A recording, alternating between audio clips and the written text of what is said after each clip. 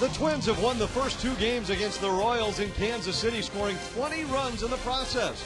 Meanwhile, the Tigers and White Sox have split the first 2 of their 3-game series, allowing the Twins to creep within 2 of first-place Detroit in the American League Central. And a big 4-game series between those teams starts tomorrow night in Detroit. Welcome to Twins Baseball on My 29. With Bert Blyleven, I'm Anthony LaFante at Kauffman Stadium in Kansas City.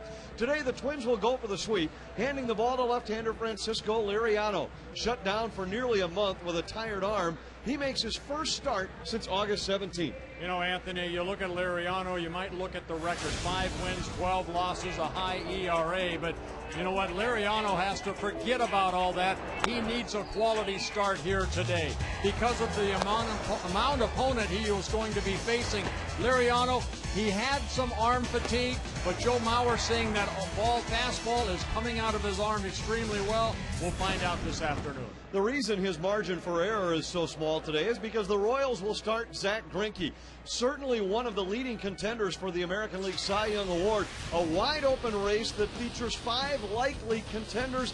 Greinke leads the league with a 2.08 ERA, but this late in the year, surprisingly, faces the Twins for the first time. Well, you look at the 15 wins and you think, well, how can he compare against the other 4 guys? But remember, he is pitching for the Kansas City Royals. They've had a frustrating year. Not this guy right here. He's making his 32nd start against the Twins. For some reason, he has only won 1 time in 9 starts against the Twins. Twins hope that Greinke is off here this afternoon, but he has not been off too many times. The Twins last year had good success against Greinke when he was a starter for Kansas City. They will try and continue that here this afternoon as they go for the sweep and try to make it 6 wins in the first 6 games of the road trip. Our Metrodome moment number 13 is next.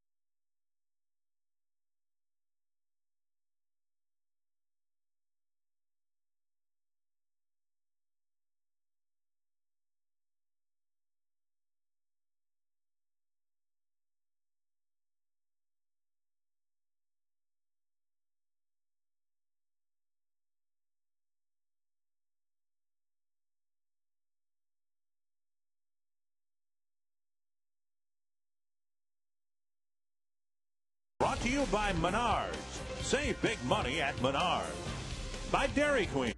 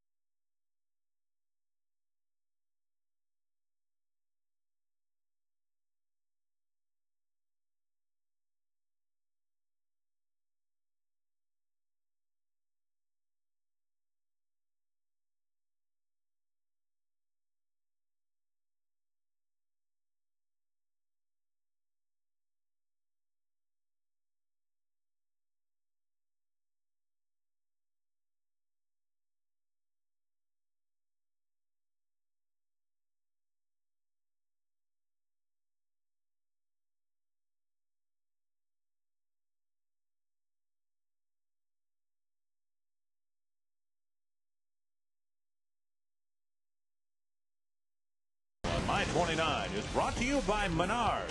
Save big money at Menards. By Dairy Queen, featuring the Blizzard of the Month, Oreo Cookie Jar. And by the Minnesota Lottery.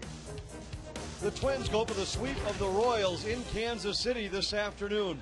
But before we get to first pitch, it's time for another Metrodome moment, the only All-Star game ever played in the Dome. With Metrodome moment number 13, here's Dick Bramer.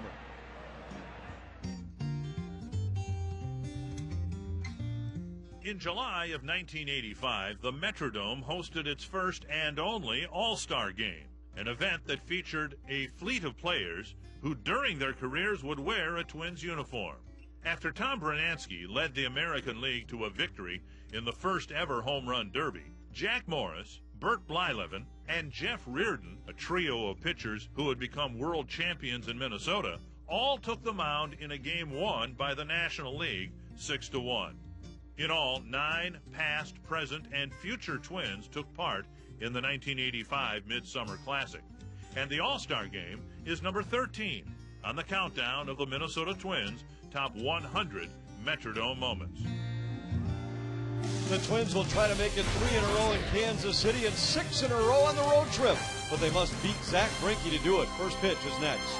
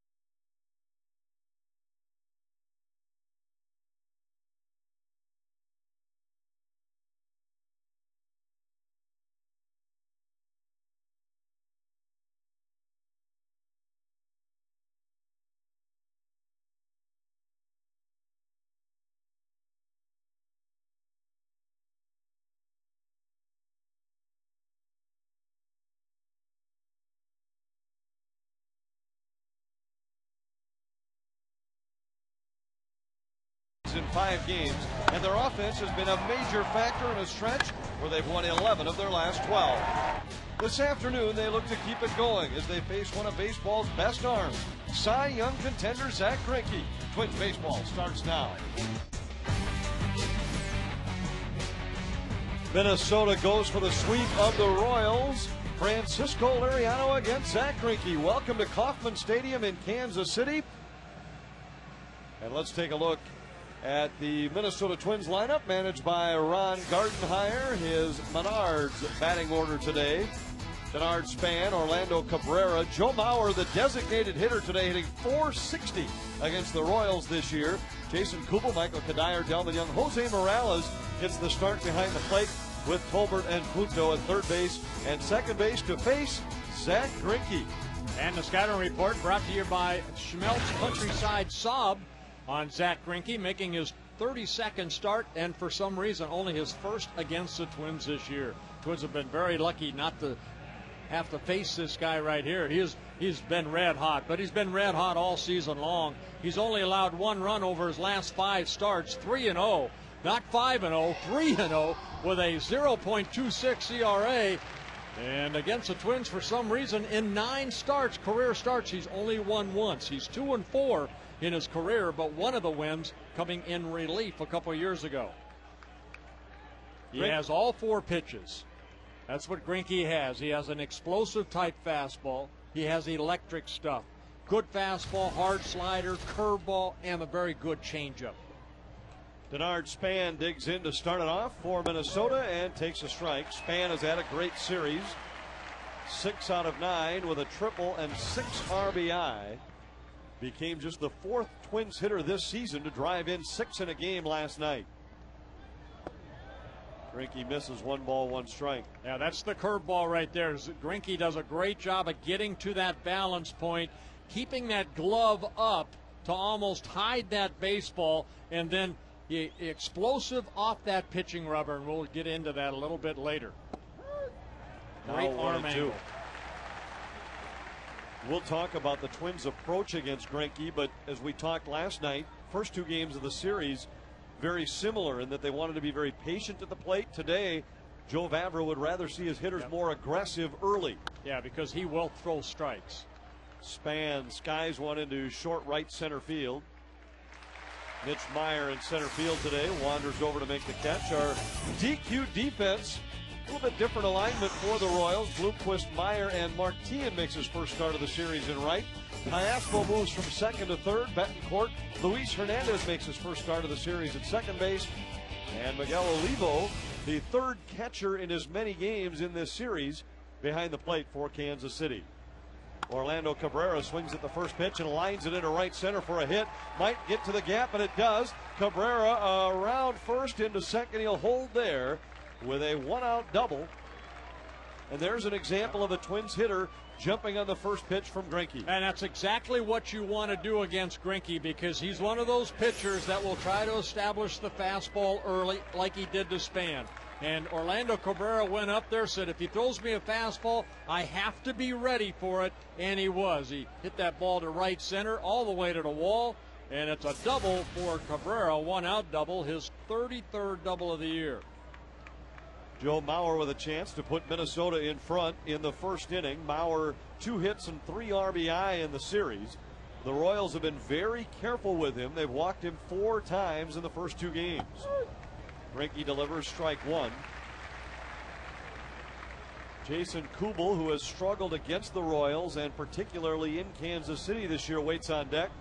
We'll see how carefully Greinke pitches to Mauer with first base open and 1 out. Yeah, Joe just 4 for 22 against Zach Greinke, where Kubel's had better success, 4 for 11. Mauer now in an 0-2 hole. American League batting race.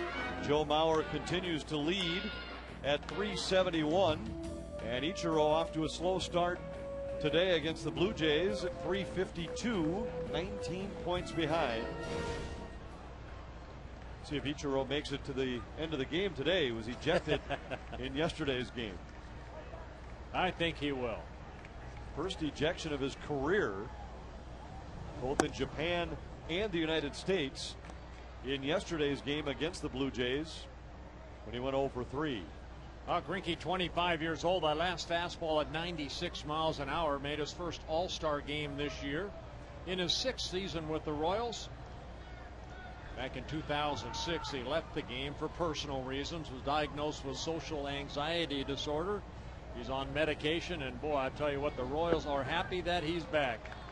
This guy can just downright pitch. I think I saw it 6 seasons ago when he first came up, a young man at only 20 years old at the time. He had great stuff, but just, you know, you're with an organization that really doesn't win a lot, and I think it took a toll on Zach Greinke, but now he's got his head straight, and he's having a Cy Young type year.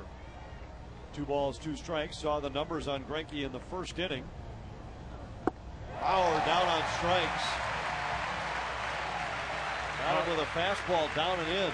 Greinke has averaged 9.5 strikeouts per game. He had, coming into the ball game, 229 strikeouts in 216 innings pitched. A nasty slider down and in. And, you know, that's why this guy is having a phenomenal year. He has 4 quality pitches.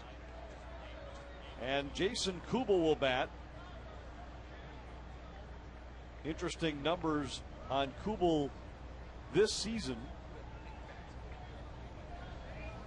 And Greinke starts him with a strike. Very similar to what we talked about in last night's game with Billy Butler against Minnesota. And had good numbers against the Twins, but not against that pitcher. Kubel just the opposite. Has not had good numbers here or against the Royals. But as you mentioned, 4 of 11. That's a .364 batting average in his career against Zach Greinke. 0-1 off-speed pitch, lifted in the air to right center. Meyer over, as is the right fielder Tien, and it's Tien that makes the catch. The Twins retired in the top of the first.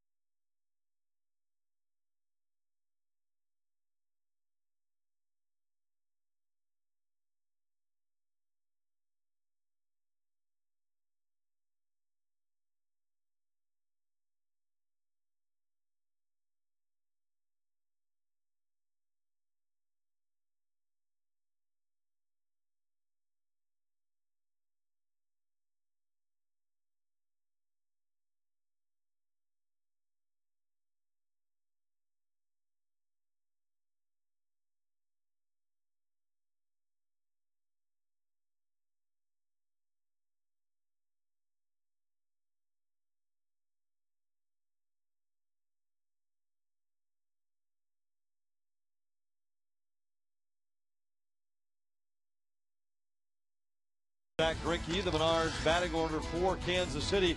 3 men make their first start of the series today. Willie Bloomquist back in the leadoff spot. Mitch Meyer moves to center field. Billy Butler, Brian Pena moves up to the 4 spot. Ty Aspo will hit 5th. Olivo, Tien, and Hernandez all making their first start of the series. Olivo's had good numbers against the Twins this year. And a scatter report again brought to you by Schmelz Countryside Volkswagen. This time on Francisco Liriano. His last start was on August 17th against the Texas Rangers. It didn't go very well, but it's 2 starts prior to that, or a start prior to that. He pitched outstanding against the Kansas City Royals in Minnesota. 7 very good innings for Liriano. Won that ball game 7-1 against Brian Bannister. Probably his best start of the year. Struck out 8, walked only 1. 0-1 pitch is lifted, fouled on the right field line. No balls, 2 strikes. Bloomquist just 1 hit in the series. In fact, if you look at the first 2 games of this series, leadoff spot in the batting order has been the big key. Denard Span has been on base 7 out of 10 plate appearances for Minnesota, while Bloomquist just 1 for 9 with 3 strikeouts for the Royals. Here he lines one down the right field line. It is a fair ball, and Bloomquist will reach. The Royals have the leadoff man on here in the first inning for the 2nd consecutive game. Well, Chuck Merriweather, the first base umpire, spins around at first base and looks at this ball, and it must have landed right on the line. Jason Kubel didn't think so, and then Kubel did a great thing right here of smothering that ball so it doesn't get around him and keeping Bloomquist to a single. Mitch Meyer will bat. Meyer has been in the number 2 spot in the lineup all series. Started in left field Friday night and Saturday night. Center field here this afternoon. Squares to bunt and fouls it away. Royals obviously feel that they don't need a tremendous number of runs with Greinke on the mound and look for them to play small ball early. Yeah, just trying to get the runner over. Bloomquist with outstanding speed, but Liriano, pretty good move. He's picked off 6 guys this year, so he's kind of hard to run against. So Trey Hillman, the manager of the Royals, asking Meyer to bunt. Meyer does have 6 sacrifices on the year. 0-1 pitch. This time he swings away, and now it's no balls and 2 strikes. Royals would be faced with a similar decision to that Ron Gardenhire must consider every day, is that if you do bunt him over, in many ways you take the bat out of the hands of your number 3 hitter, who would then be pitched around. And in this case, Butler has been the only run producer in the Kansas City lineup in this series. Well, you take your chances of a big inning if you can, especially early in the ball game against any starter, because once Liriano, hopefully he'll find that groove, as Zach Greinke will. You know, they're always tougher later in the ball game. It's always good to get young guys like Greinke or any good starter early in the game before they get settled in. I mentioned Greinke has 4 quality pitches. Liriano, when he's on, 3 quality pitches. Good fastball, hard slider, and an outstanding changeup. Meyer breaks his bat on a foul ball down the right field line, and the count holds at 1-2. Liriano making his 6th career start against the Royals. He's won 3. He's lost 2 in his first 5 starts. An ERA at 4.41. Rick Anderson said they would likely keep him somewhere between 70 and 80 pitches today, but it would depend on what type of pitches he was throwing. If he was in trouble in the early innings and really laboring, that number may come down more around 60. What they want Liriano to do, Anthony, is basically give me 4 or 5 as good as innings as you can give me. Keep us in the game. And that's his goal here this afternoon. Liriano, there is no intentions of starting Liriano. This might be his last start of the year, so just let it air it out. Runner goes on the 1-2, pitches inside, and Morales' throw not nearly in time. Bloomquist got a good jump and has a stolen base. Kansas City has a man in scoring position. 24th steal this season for Bloomquist. Yeah, outstanding jump right here. Even though Morales' throw one-hops Cabrera covering the bag, Bloomquist, look at this jump right here. He slides in head first, and he does get in the scoring position. 2-2 is grounded to second base, and the Royals execute offensively to move Bloomquist to third with 1 out. The DQ defense for Minnesota. The only change is that Morales is behind the plate today. Delman Young, Denard Span, and Jason Kubel in the outfield. Tolbert, Cabrera, Punto, and Kadir in the infield. And Liriano will throw to Morales, who makes his 19th start behind the plate. Twins always looking a couple of days ahead for when the best opportunity will be to give Joe Mauer a day off behind the plate. And Rick Anderson said he really liked the way Morales and Liriano worked together on the mound. Yeah, the Twins have the infield in. That's the respect of what Zach Greinke's been able to do. They cannot afford to give up a run early. And Butler 3 for 13 lifetime against Liriano with a home run. Liriano's been able to strike him out 4 of the 13 at-bats. But he'd like to get right here, or maybe a pop-up in the infield. Low, and it's 2-0. Butler hit 2 home runs here in the series opener on Friday night. Switch hitting Brian Pena waiting on deck. Yeah, Butler in last night's ball game, a double in 1 at bat, and 4 at bats, but that double was his 50th of the year. Only Brian Roberts in the American League has had more doubles. 2-1. Liriano can be careful with Butler with first and second base open. Well, you're kind of in you're in that situation as a pitcher, Anthony. Yeah, you don't want to walk him. You want to make him earn his way on, but you do also want to think strikeout right here if you can. Because if you walk him, now you're creating maybe a bigger inning than just giving up the 1 run and then go from there. You start walking guys or trying to be too fine, all of a sudden you find yourself with another base hit, runners at first and third again. Especially when you're Francisco Liriano, who has struggled with control this year. Pop foul on a 3-1 pitch, and it's 3-2 in Chicago today. Tigers and the White Sox playing the deciding game of their 3-game series, and Curtis Granderson on the game's second pitch goes deep for the Tigers. Detroit leads it 1-0. Now in the top of the second, Edwin Jackson going for Detroit today against rookie Daniel Hudson for Chicago. Big pitch right here for Liriano. Morales sitting inside, and a big strikeout. He went to the slider down and in, and Butler with 92 RBI on the year. He wanted to make good contact, and that slider went right underneath the swing of Butler. So a huge strikeout early in the ballgame for Liriano. Now he'll face Brian Pena with 2 out. The infield returns to normal depth. Pena moving up to the 4th spot in the lineup after he had 2 hits, including a home run last night against Scott Baker. Liriano misses inside, ball 1. Yeah, Pena hit a home run last night after Callaspo hit a home run off Scott Baker in the 2nd inning. A switch hitter. Pena hitting .254 as a right-handed hitter. Just one of his 6 home runs coming from the right side of the plate, but most of his at-bats have come as a left-handed hitter. 2-0, nice block by Morales, keeping Bloomquist at 3rd base. So the Royals' struggles to score runs in support of Zach Greinke have been a story all year, and here Liriano trying to hang a 0 on the board after they pushed Bloomquist to 3rd with 1 out.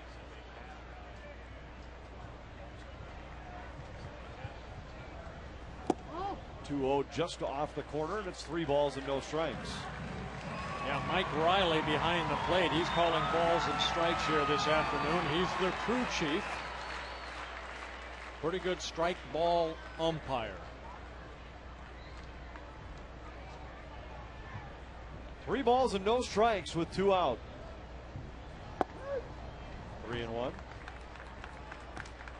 Liriano, like Greinke, a big strikeout pitcher. Greinke averaging 9.5 strikeouts per 9 innings. Liriano over 8. The big difference, the control. Liriano has walked 60 in 133 innings. Colbert the first, and Liriano pitches out of a 1st inning jam. It took him 20 pitches to do it, but the Twins will take the 0.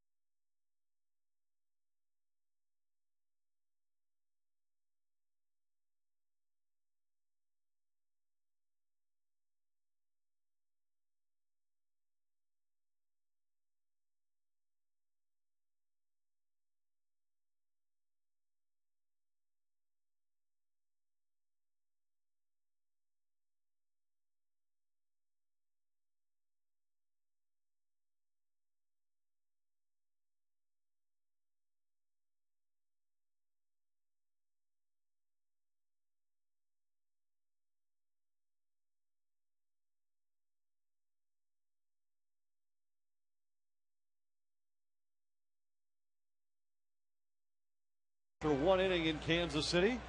There you go, a big circle from my telestrator here. A lot of Twins fans staying over the weekend, watching their looks Twins just like play. you, Bert. Yeah, I know, stick per. I wish I was that skinny. Not going to happen, Anthony. Kanayer, Young, and Morales for Minnesota in a 1st pitch breaking ball. Yeah, that breaking ball at 71. I told you last inning he threw a fastball at 96, and then he throws that curveball. That's like a changeup. That's why I always like the curveball. Kanayer fouls it away, and it's no balls and 2 strikes. It becomes like an off-speed pitch, and he does have control of all 4 of his pitches. We saw him throw that nasty slider to Joe Mauer down and in to pick up a strikeout in the 1st inning. Here's an example of why Joe Vavra wanted his hitters to be aggressive today. Avoid getting yourself in an 0-2 situation. He said if you can pick one pitch and look for it early, And don't miss it. And don't miss it. Then you avoid bringing all 4 of his pitches into play. When it's 0-2, he could go to any of the 4. Yeah, I mean, unbelievable, because he has 4 pitches. Again, he can throw them over at any time, and he threw 3 of them to Kodaya right there. Curveball, fastball. Look at his delivery, how he keeps that glove up so that ball almost just jumps at you right at the last second. And that's what, you know, Bob McClure has really worked with Greinke on, is just staying to that balance point, keeping that glove up, and then here comes that quick arm. Delman Young pops one foul out of play, and it's 1 ball, 1 strike. Well, the Royal fans have really embraced this young right-hander. He received a standing ovation as he took the mound today to make the start in this, the final home game for the Royals this season. He's been one of the positives here in Kansas City.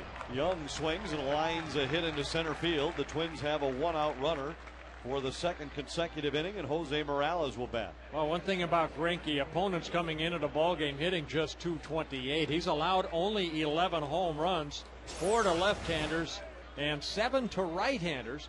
Pretty good hitting right there by Delman Young, just dropping the barrel of the bat. And right-handers coming into the game hitting only .206 off of Greinke. Left-handers hitting .252.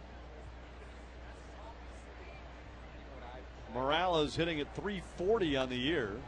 Started Friday night and was hitless. Twins try to get an extra lefty in the lineup, and I mentioned earlier that Rick Anderson said he liked the combination of Morales and Liriano on the mound. So as Gardy looks at his schedule and tries to pick the spots to give Joe Mauer a break, he's looking not only at, well, how does a hitter match up with that day's starter, but also takes into consideration the defensive spot. So a lot of factors at play when you start to try and project your lineup over the next week. Yeah, that foul ball right there got a piece of Miguel Olivo behind the plate. A little extra time to let Olivo's left hand kind of come back to life. Yeah, when you face a guy like Greinke, again, you see the Twins today. The last 2 games, they took a lot of pitches. Here, they're ready to hit. Morales takes off speed away, and the count evens at a ball and a strike. There's Joe Vavra. You have a game plan going in, and you hope that everybody follows that game plan, but it's up to the man on the mound. Nice backhand pickup by Butler. Greinke covering on the backside. A 3-6-1 double play ends the 2nd for the Twins, and we're scoreless after 1.5 in Kansas City.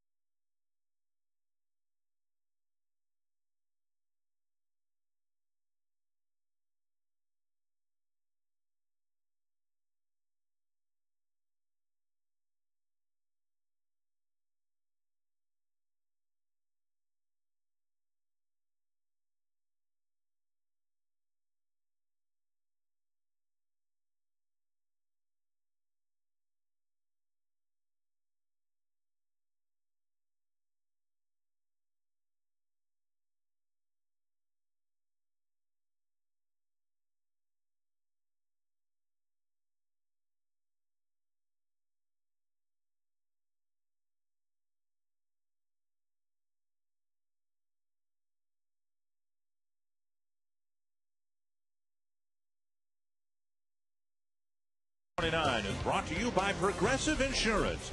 Visit progressive.com today. And by Comcast. Call 1-800-COMCAST to find out how to save big with the Comcast Triple Play. Twins and Royals scoreless in Kansas City. final game of the 3-game series. Twins will head to Detroit tomorrow and open a huge 4-game series against the Tigers. Cayaspo hits the first pitch a long way into left center. Delman Young tracking. He'll play it off the wall. And Cayaspo is into second with a double. And the Royals, like they did in the first inning, have a man at second base with nobody out.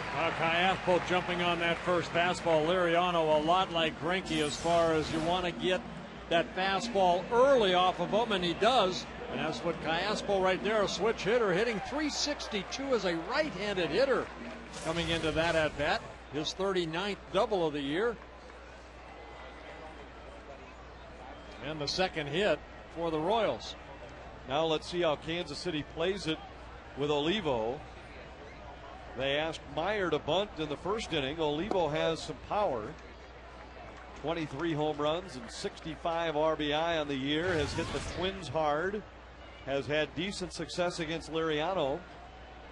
But do they try and move the runner to third base and break the scoreless tie? Well, Olivo's going to swing the bat. He's not going to bunt right here, but he's going to try to hit the ball. Maybe the first couple pitches the other way, like Mitch Myers did to get the runner from second to third. But Olivo on the year hitting .382 against Twins pitching, 13 hits and 34 at bats with a couple home runs. Liriano's ahead of him 0-2. Comes with a slider, but it's low, 1-2. Liriano got a big strikeout in the first inning when he got Billy Butler with Bloomquist at third base and 1 out. He'd love to get Olivo here without allowing him to move Cayaspo to third.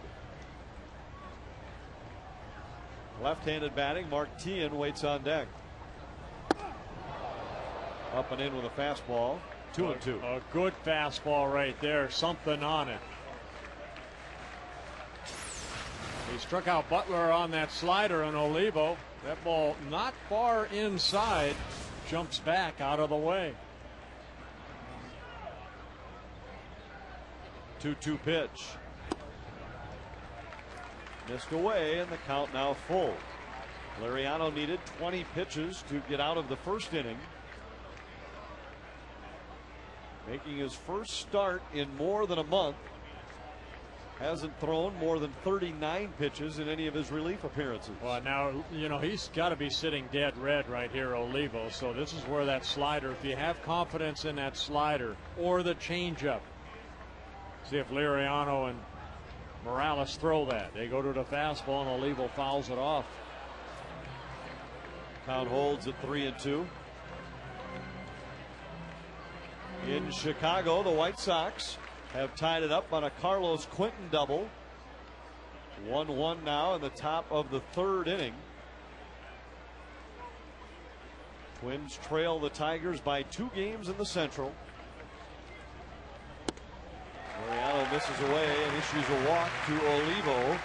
Now he will face Mark Teahan with 2 on and nobody out. Well, just trying to overthrow that pitch right there, really opening up, and that ball sailed outer half of the plate.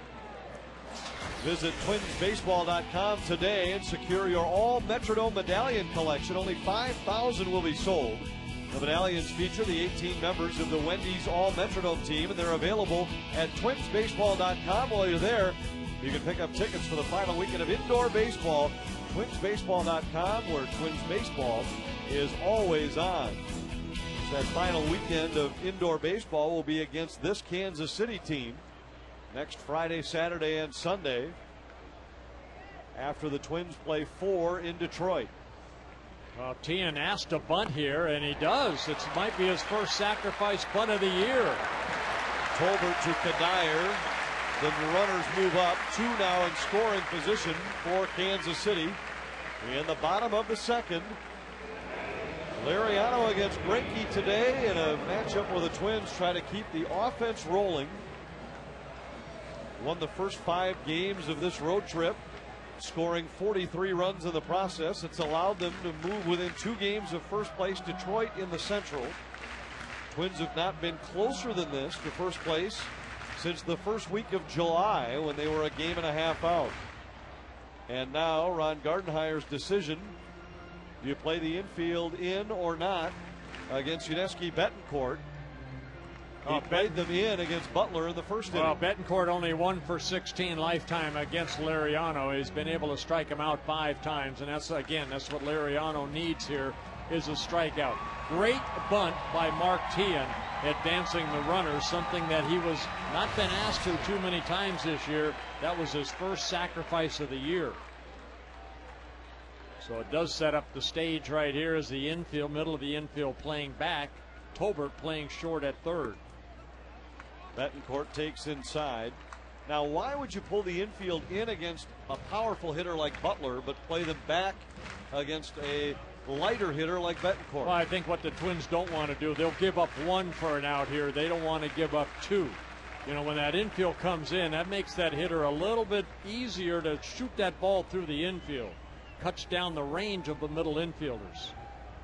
Here's the 1-0. Betancourt takes a strike, and when Butler was up, it was just a runner at third base. Here, with 2 in scoring position, a little bleeder single could mean 2 for the Royals. Right. But again, as a pitcher, Liriano, he has to be thinking strikeout right here. He got Butler in the situation we discussed in the first inning. We'll see if he can get Betancourt here with the number 9 hitter, Luis Hernandez, waiting on deck. 1-1 is line foul, 1 ball, 2 strikes. Yeah, Betancourt opened up right there. He was looking inside. That's Morales, the catcher, sat inside. Betancourt very quick inside, hit it foul. Betancourt coming over from the Seattle Mariners. Back on July 10th. Royals traded a couple minor league pitchers to get Betancourt. 1-2 came with a fastball, and it's hit high in the air to deep left. Young back, it is gone.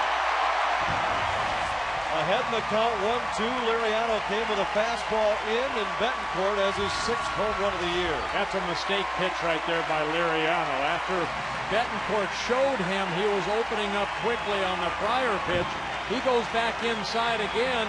If you're going to go back inside, you have to go back in with that slider down and in. Take a look at the pitch right here. It's a fastball, and again, Betancourt looking to open up quick, and he does. That's his 6th home run of the year, a big 3-run home run for the Royals. And suddenly run support for their ace, Zach Greinke. The number 9 hitter, Luis Hernandez, stands in. A little surprised at that pitch selection right there. And Betancourt opened up quickly and put the Royals up 3-0. Liriano misses low, 2 balls and no strikes. Hernandez hitting only 169, makes his first appearance of the series. And Ron Gardenhire immediately wants to get the bullpen ready. There's not much margin for error for the Twins here today. And when we talked with Gardy about his pitching plan for the weekend, he said, well, we have to play to win each and every game, and we'll see what we get from Liriano. If we need to go to the bullpen early and mix it up and use everybody, that's what we'll do. Well, you know what, in ball games like this, as the Twins are winding down the season, trying to keep, you know, close to Detroit Tigers before this big 4-game series starting tomorrow. You know, Rick Anderson out there just to talk to him. You cannot make mistakes, and Liriano definitely made a mistake right there to Betancourt. Anderson going out and giving Manship a little extra time to get loose. And even though the Twins will use anybody in their bullpen, the challenge then becomes not to burn anybody out where you don't have them available tomorrow or Tuesday in Detroit. The possible exception to that would be Jeff Manship, who has been a starting pitcher for the Twins. He'd be the one guy you could run in here today and just say, give us 4 innings and save the rest of the bullpen. Liriano now behind the 9 hitter Hernandez, 3-0. Walked him on 4 straight. Second walk of the inning issued by Liriano, and Willie Bloomquist will bat.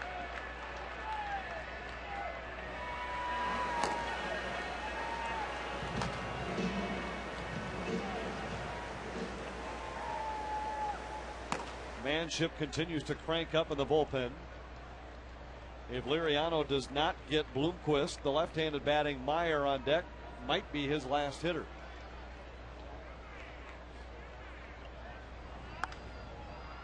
Popped up, short right field. Second baseman Punto out. And he battles the sun to make the catch for the second out of the inning. Mitch Meyer will now hit. Yeah, the high sky here. Beautiful afternoon here in Kansas City. Punto wearing the glasses, needing to put those down to catch that pop-up. In a beautiful stadium, the new K here in Kansas City. They have done a great job of revamping this place, remodeling it.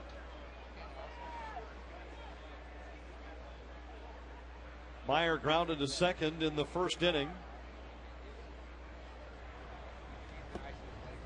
Inside. Yeah, Meyer grounded out to second, but he did his job. That's you go look at the paper, it's on right now it's 0 for 1, but he did his job, and that was getting Bloomquist over to third at the time. Liriano ended up striking out Butler and then getting out of the inning. But Meyer in that first inning, last inning, did his job. 1 ball, 1 strike. With the fact that the Royals are throwing a pitcher as solid as Greinke today, might force Ron Gardenhire to make an earlier call to the bullpen than he otherwise would. Let's say Liriano doesn't get Meyer with Butler at the plate and a chance to literally put the game out of reach in the second inning. Would you go to Manship right away? Well, that's up to Rick Anderson and Ron Gardenhire. I think we've already seen that he has a very short leash here, this afternoon with Liriano, and Liriano gave up the home run. Boom, right to the phone. So Manship, he needs a little extra time to get loose. Not used to relieving, so he's had plenty of he'll maybe throw another 10-15 pitches to get loose if need be.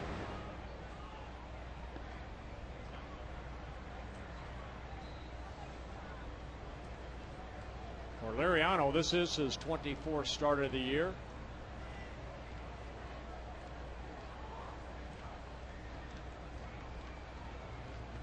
One ball, 2 strikes. Runner goes.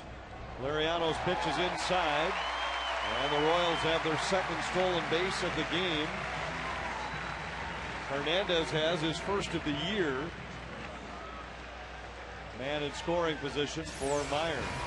Oh, another great jump right there by a Royal runner right there. Morales just trying to hurry his throw because Hernandez had a great jump.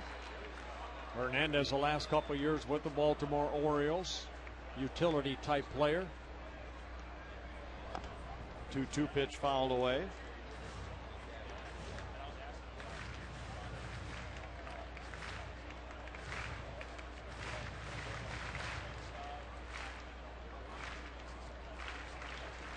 Royals trying to add to a 3-run second inning. Hernandez at second with 2 out. The 2-2 pitch. Up and away, and the count full.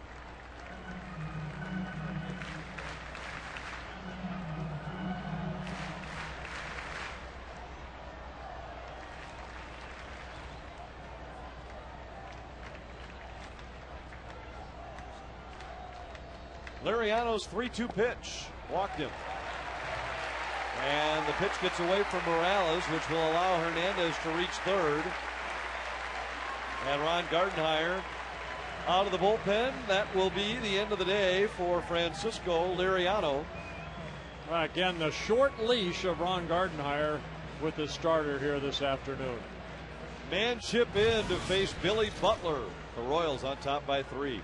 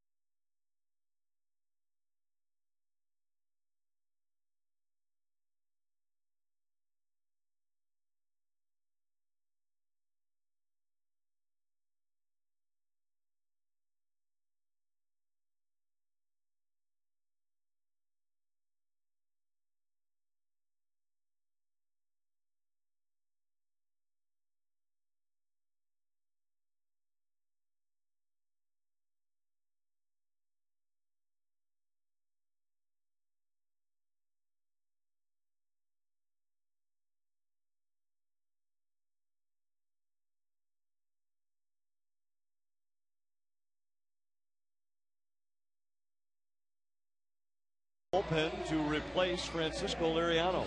Now you see the numbers on Manship. It was Manship who was really scheduled or penciled in to start this ball game.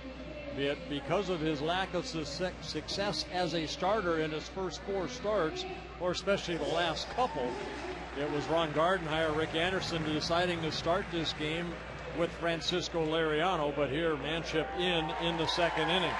Manship, who made 4 starts before making this appearance here, his 10th appearance, his 6th as a reliever. And faces a critical hitter in the 2nd inning. Runners on the corners and Billy Butler at the plate. 2 out for Kansas City, 3 runs already in. And he starts Butler off speed for strike 1. Butler has had a big series, 2 home runs, 4 RBI, and 5 hits already this weekend for Kansas City.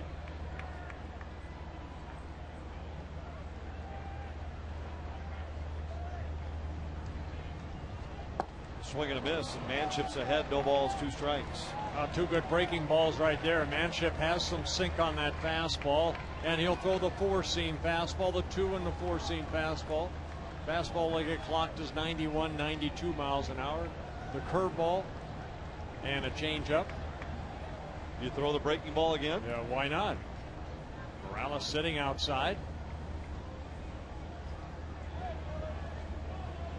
Manship's last appearance, a start against the White Sox that lasted only 2 1/3 innings.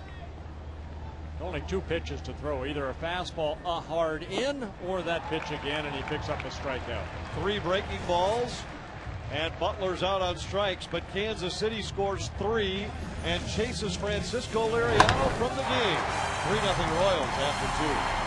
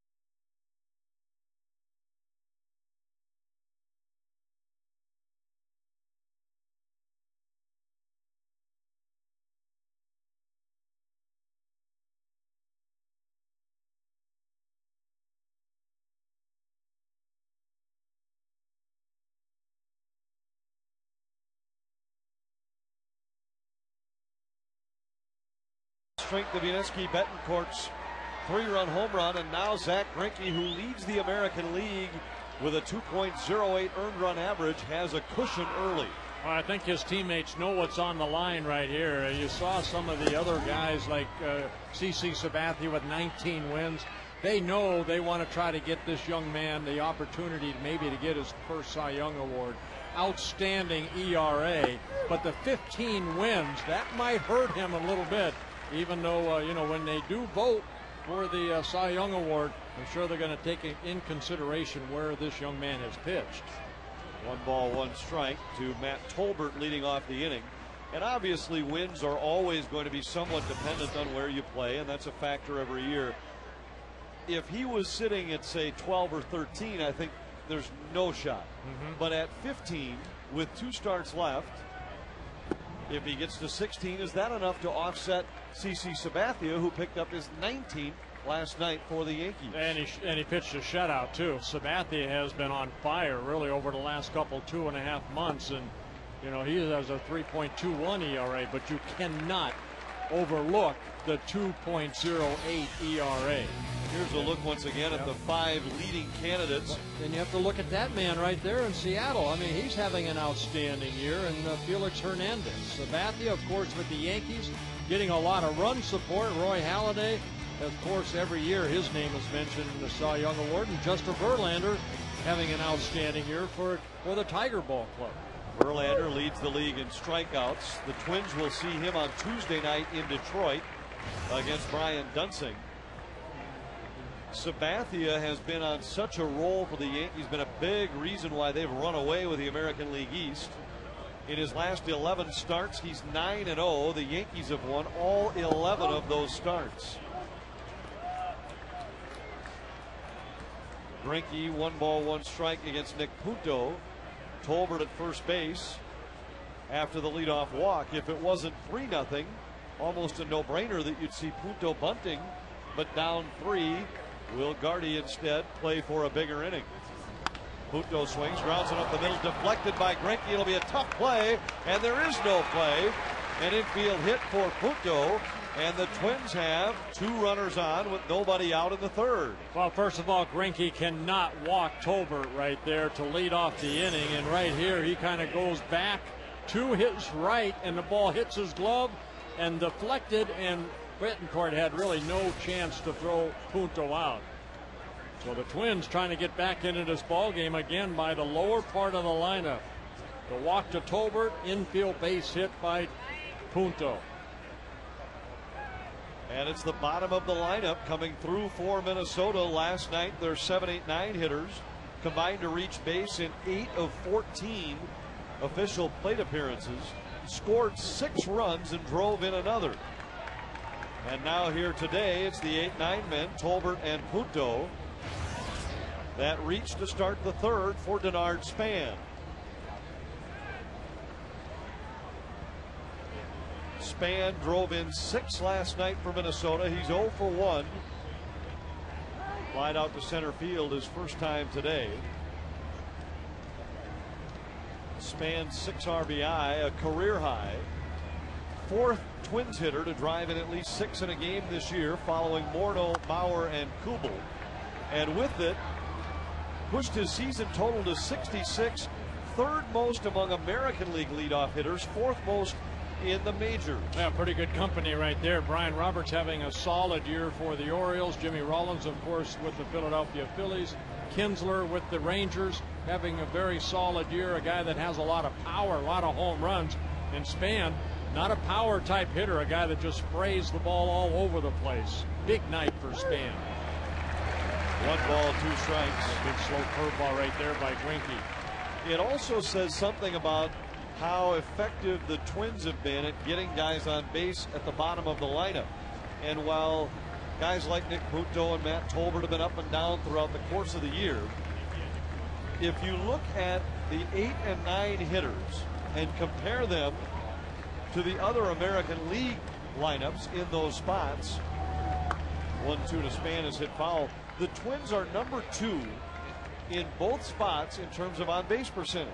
Their number 8 hitters, 334, second only to the Angels. Their number 9 hitters, 332, second only to the Indians. And that says a great deal about guys like Tolbert and Punto, whose batting averages have been low all year, but yet they have found a way to get themselves on base. Yeah, good quality at bats. Again, the balance of the Twins offense. They scored a lot of runs on this road trip.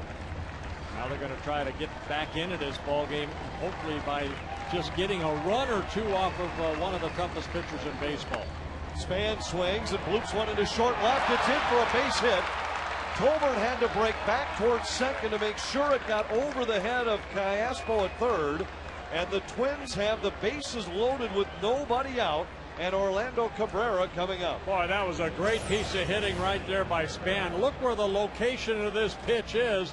It's down and away with some movement. And Span, almost like a tennis racket, says little 15 love over the head of Callaspo. And Tolbert, who, like you mentioned, had to hold up around second base, scoots over to 3rd. Well, it looked like a Blyleven lob wedge. Checked up nicely. Just inside the foul line in left field. And Cabrera bats with the bases loaded. Cabrera doubled his first time. And he jumped on that first fastball. Again at the first pitch, Callaspo to the plate for one. Olivo makes no relay. And Joe Mauer will hit with the bases loaded and one out. I think Greinke asking Olivo, why didn't you throw that ball to first base? But they get the force out of Tolbert at home. Again, Cabrera jumps on that first pitch right to Callaspo. He comes in, quickly sends it to Olivo. And Olivo decides not to throw. And Greinke right there kind of with his hand out. Why didn't you throw the ball? Perhaps Olivo remembered Butler's throw to the plate last night and didn't want to put the ball in his hands. Well, maybe he didn't want to throw it down the right field line either. Big matchup here early in the ball game. Joe Mauer, the league's leading hitter, against Zach Greinke, the leading ERA man in the league, with the bases loaded. And Mauer takes strike one.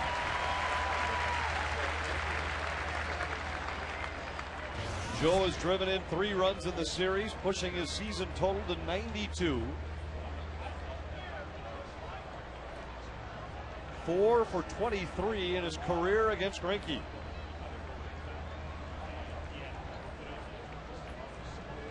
Oh, 1 pitch. Missed away.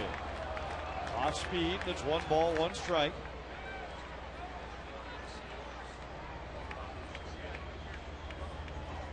Great matchup here. A pitcher on the mound with the ability to throw 4 pitches for strikes. Man at the plate with perhaps the best eye in the American League.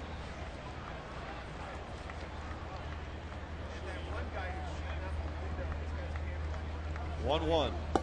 Fastball in. 2 balls and a strike. Remember, Greinke got Mauer on a slider in the first inning, but the difference there, he was ahead in the count, 1-2. Exactly. Now Greinke came out publicly and said, if I'm going to try to pitch to Joe Mauer, I'm just going to pitch him away and let him get base hits the other way. They tried to go fastball in, and they're going back inside again. And that little 2-seamer touching the corner when it came back over the corner of the plate. Mauer looks back. Didn't really like this ball, thought it might have been low. Yeah, the height, that's probably a Joe. Yeah, definitely a little bit on the low side, but it gives Greinke a 2-2 count rather than a 3-1 count. 2 balls, 2 strikes, bases loaded. Greinke steps off. Now, normally, this would be a fastball situation, but with a pitcher with this good a control, he still has several different options. Well, you know what? He struck out Joe down and in on that slider. See if he wants to go back to that, or maybe thinking that Joe is going to make the adjustment. He's going to try something else, and he goes right back to it again. And really, why wouldn't you? You were able to strike him out the first time up on that good slider down and in, and Greinke again goes down and in and gets the American League's best hitter right there. Another good slider down and in, and Greinke picks up his 3rd strikeout. And the reason we say it would have been a fastball situation normally is a lot of pitchers wouldn't want to miss with the slider and go 3-2 with the bases loaded, where then you have to come fastball. But Greinke has such great confidence in his off-speed and breaking pitches that he can throw it even in that situation. That's why, again, he's a guy that is looking to win a Cy Young award, because he has confidence in more than just 1 pitch.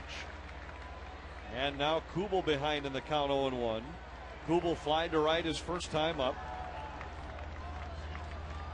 Has had all kinds of problems hitting in this ballpark this season. Just 4 for 29 at Kauffman Stadium. Well, let's take it, Zach Greinke, some of the pitch range he's thrown. A fastball at 98, and then maybe the changeup or that slow curveball at 69 miles an hour. Now, he needed 21 pitches to get through the first 2 innings. Right now, he's doubled that here in the 3rd. This will be his 43rd pitch, and it misses outside. Kubel ahead 2-1. Jason hitless in the series, 0 for 7 with 4 strikeouts. Well, again, Zach Greinke kind of put himself in this situation because of a leadoff walk to Matt Tolbert, the number 8 hitter. So he's had to work a little extra this inning to try to get out of it. Fastball in the inside corner. Kubel doesn't like the call, and it's 2-2. Well, you see that he works both sides of the plate extremely well, able to get that fastball in on Joe Mauer. Maybe a little bit low, but that running fastball coming over the inner half of the plate. Now, do you go back to the slider again here, 2-2? Well, again, you know, he's going to either go back with that fastball inside or the curveball or the slider. You don't know with this guy on the mound. Slider got him on strikes. He gets Mauer and Kubel back-to-back. The Twins leave him loaded in the third. Kansas City still leads 3-0.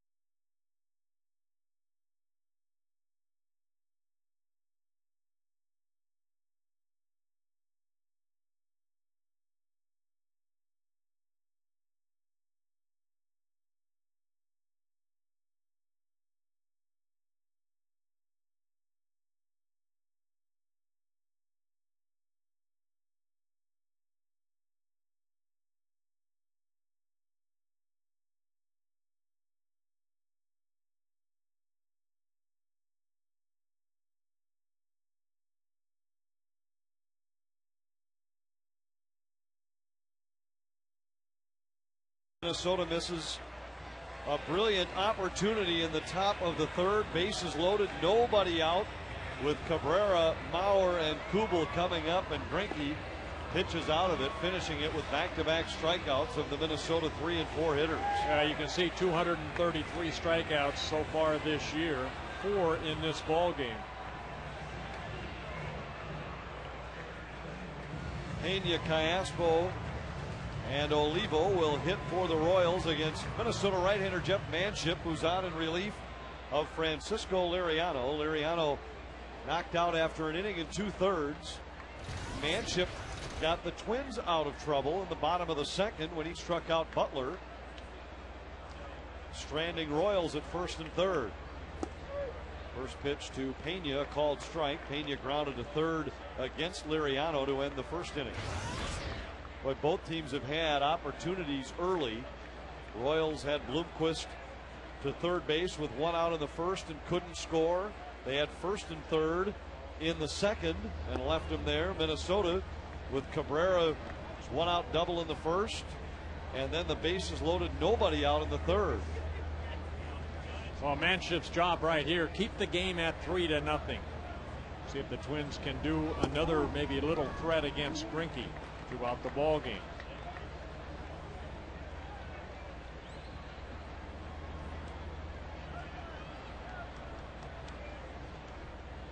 Two balls and a strike.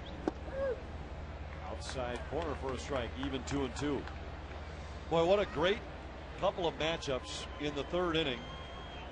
As you see, they're still 1-1 in Chicago. The game now into the bottom of the fifth.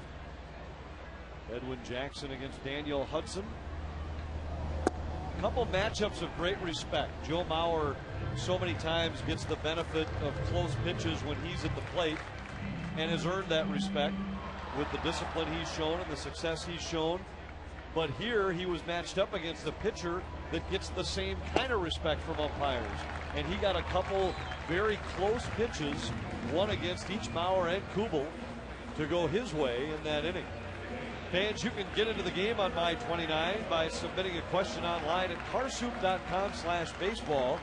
Tonight's question comes from Dick in St. Michael. Is the foul pole in fair territory? And if so, why then is it called the foul pole? I wonder if that's Dick Bramer from St. Michael. Could be. You know, he could ask you these questions anytime. He sits next to you 140 games a year. Right.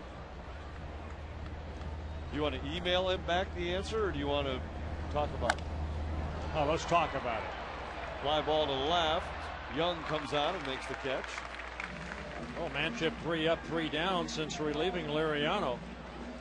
That's a good question. That foul pole, what they always call the foul pole, but if the ball hits the foul pole, it's a fair ball. So why don't they just call it a fair pole? I always have called it a fair pole. Have you? Yes. Even in the Just Little for that League, reason. when your coaches always said try to hook one around the foul pole? Well, my coaches knew I couldn't hit it all the way to the pole, so it didn't matter. They just hoped that I could hook one around first or third base. It is interesting, though, most of the time it's referred to as a foul pole. Or Pesky's pole in Boston.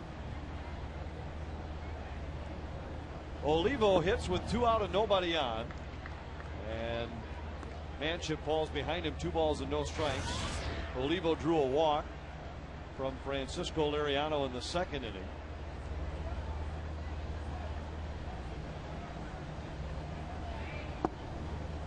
And Manship's behind 3-0 after getting the first 2 hitters of the inning. Well, Manship did not start this ball game because pitching coach Rick Anderson and Ron Gardenhire felt that maybe he was putting a little bit too much pressure on himself, that he couldn't handle it. So maybe he'll do a better job here as a reliever, not having to worry about it for 2 or 3 days. You know, he was out there as kind of a first guy out of the bullpen this afternoon. So he came to the ballpark kind of getting himself prepared, but not knowing. And now he finds himself here in the second inning in this ball game. And he's been able to retire the first 3 batters he's been able to face. Manship in his last start, that game against the Chicago White Sox last Tuesday, he lasted only 2/3 of 2 1/3 of an inning. Twins ended up winning that ball game 8-6, but Manship had a short start. Trouble he had as a starter was too many deep counts and therefore high pitch counts. In his 4 starts, he never went more than 5 innings. In one of them, he went 4 1/3 at Toronto and needed 104 pitches in 4 1/3 innings. Mark Teahan will bat. Teahan did not play in either of the first 2 games of the series. Dangerous left-handed batter. 11 home runs and 47 RBI on the year. Yeah, I think you find that a lot from young kids, Anthony, when they come up. You know, they've had success at the AAA level like Manship did down in Rochester. You know, he started the season at AA, went to Rochester, had success at both those levels, and then you come up here and you forget what got you here. Now all of a sudden you start nitpicking and think that you give these major league hitters so much credit, and all of a sudden you find yourself, you know, 2-1, 3-1. Now you have to come in with a fastball, and every major league hitter can hit a fastball. Heard so many times Rick Anderson and Ron Gardenhire talk about when they've brought young pitchers to the majors for the first time, that they've had to have their eyes open to just that point and then go back to the minor leagues to work on it. Here's a dangerous foul ball just to the home plate side of the Minnesota dugout. But that they need to go back to the minor leagues and work on control of their other pitches just for that reason, so that when they come back, they don't feel like every time they're behind in the count they have to throw a fastball. Yeah, I mean, that's pitching, and, you know, that's one of the hardest things to learn, I think, when you get up here, is to trust your stuff to attack the strike zone. And to your point, that yes, you're facing major league hitters, but you still have to throw all of your pitches, and you still have to have confidence in all of your pitches. Because while you're facing major league hitters, you also have major league defense behind you. Well, you do, but in your mind, you have to try to strike everybody out until, you know, these young guys like Liriano and Manship, and I think we see it from Brian Dunsing. He has a better idea of how to pitch, to work in all his pitches, but some guys come up here and they think they have to throw the ball through the brick wall. Throw to first. I was that way when I came up. I mean, I was 19 years old. I had a fastball and a curveball, and I didn't even think about throwing a changeup because all my mental thought was just challenge him, challenge him. Well, as I got older, I started watching Jim Perry and Jim Cotton, Gaylord Perry, guys I got to play with, and I learned kind of how to pitch where, you know, I wouldn't have to throw 100 pitches in 5 or 6 innings.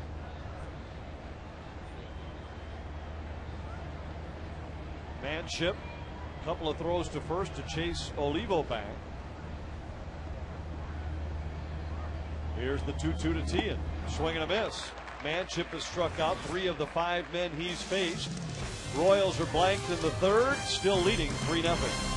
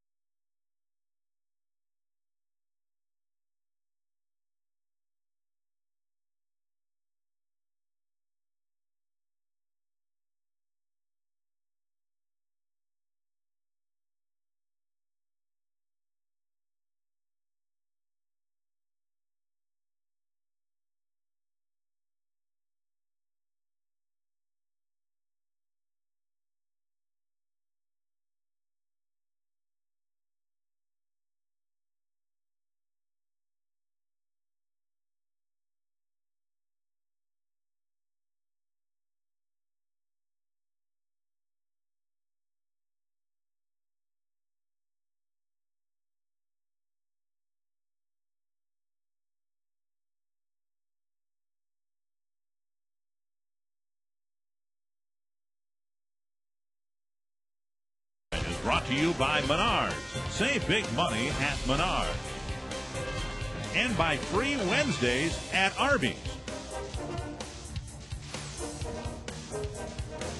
There you go. You are hereby circled. As always, awful lot of Twins fans here in Kansas City. Our game reset. Greinke 3 shutout innings, although the Twins have had chances against him. Betancourt a 3-run home run off of Liriano in the second. Kansas City leads 3-0 as we start the fourth. Kadire, Young, and Morales against the Kansas City right-hander Zach Greinke. Breaking ball hit high in the air to left field. Bloomquist battling the sun, now back a few steps and makes the catch for the first out of the inning. Our Arby's trivia question: how many Kansas City Royals have won the Cy Young Award? I know this one. Do you? I do.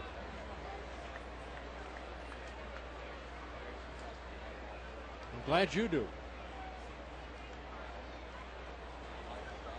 It's been a few years since the Royals have had a Cy Young Award winner. Young swings at the first pitch and grounds it to third. Iasco has it and throws him out. They've had some pretty good starters come through the system over the years, from Paul Splittorff to Steve Busby to Dennis Leonard to Mark Gubazov to Brett Saberhagen, Kevin Apier.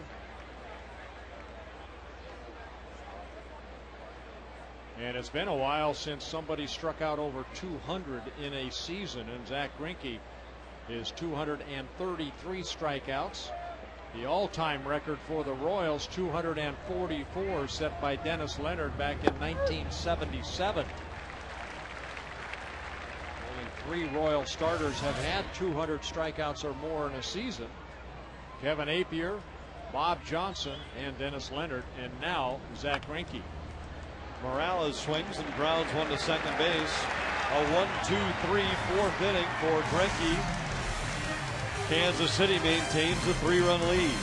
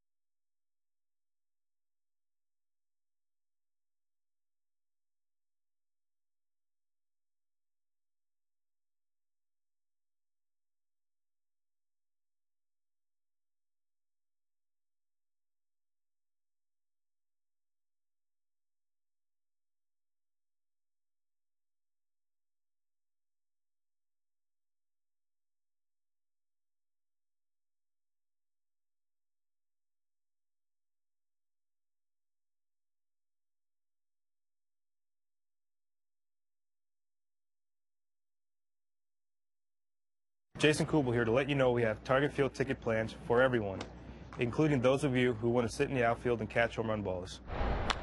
Call today to reserve your Target Field ticket plan.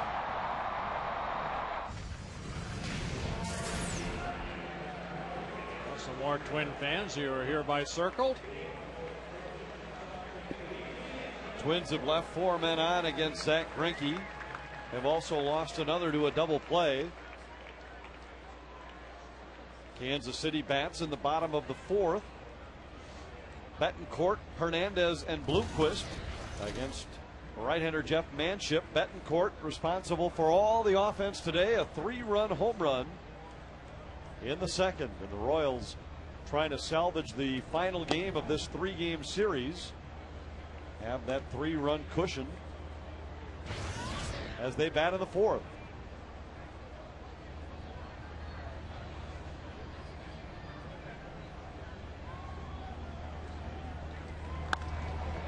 Another long one to left. Young over into the corner. It is off the wall.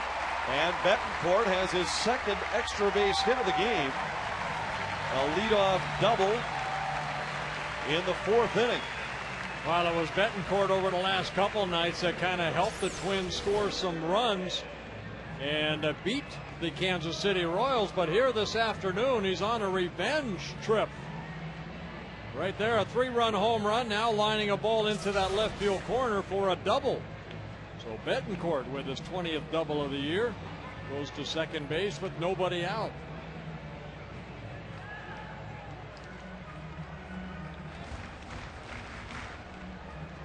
Let's see if Hernandez is asked to bunt right here. Colbert will be playing in on the grass. Kadire in about even with the bag at first. I would imagine he would be bunting. Yep. And we'll see how aggressively the Twins play it if they try and keep Tolbert at home at third base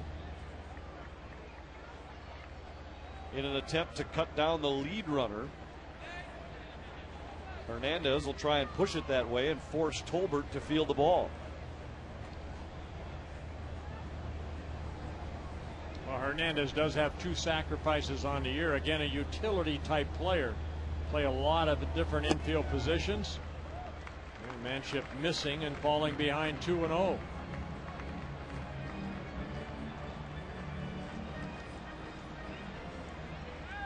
Jeff Manship, just 24 years old. He got called up on August 12th from AAA Rochester. Walked his first time up. And now Manship has fallen behind a man trying to bunt 3-0. And that's what we've seen really in his starts, you know, get into these type of situations that he has to again come in with a fastball. Now we'll find out whether Hernandez might be taking a pitch right here, make Manship throw a strike. See if he still shows bunt. And he takes a pitch.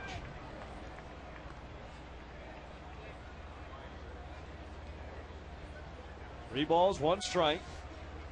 Dave Owen, the third base coach, giving signs. Rusty Kuntz, the first base coach here for Trey Hillman.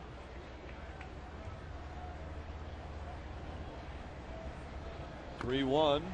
Bunt is down. Manship has to go to first base. Hernandez with the sacrifice. And the Royals have a man at third with one out in Chicago. Tigers have him loaded in the sixth.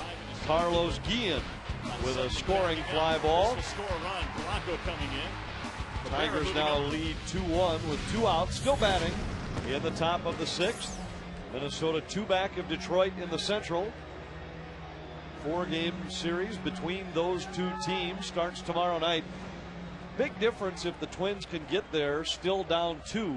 Yes. As opposed to 3. If you head there down 2, you win the series, meaning taking 3 out of 4. And obviously then you're even. If you go there down 3 games, even a series victory still means you'd have work to do during the final series of the year and would still need help from somebody else. Yeah, Twins playing the infield in right here. They're going to try to cut down the runner Betancourt if the ball is hit right at them. They don't want to give up another run to the Royals or Zach Greinke. Bloomquist 1 for 2, single in the first, popped to second in the second.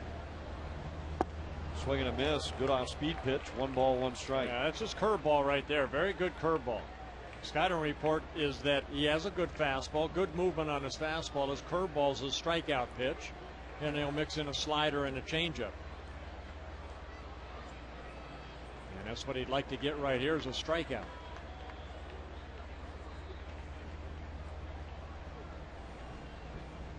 One ball, 1 strike. Betancourt at third with 1 out. Fastball for a strike, 1-2.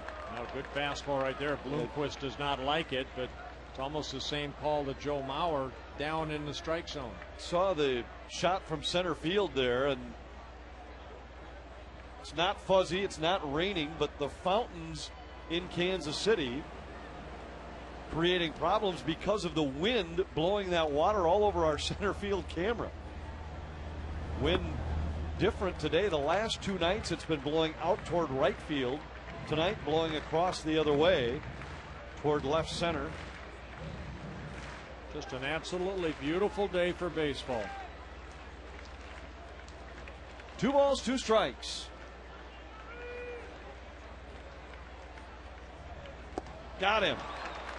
And another big strikeout by a Minnesota pitcher with a Royal runner at third base. Manship picking up his 4th strikeout.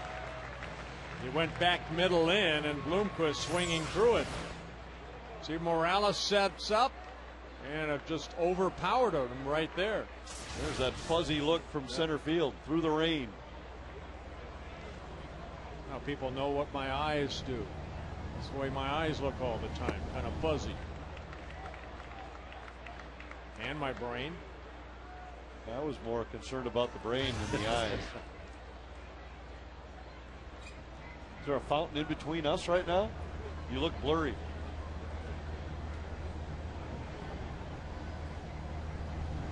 Meyer fouls it away, and Manship's ahead 0-2.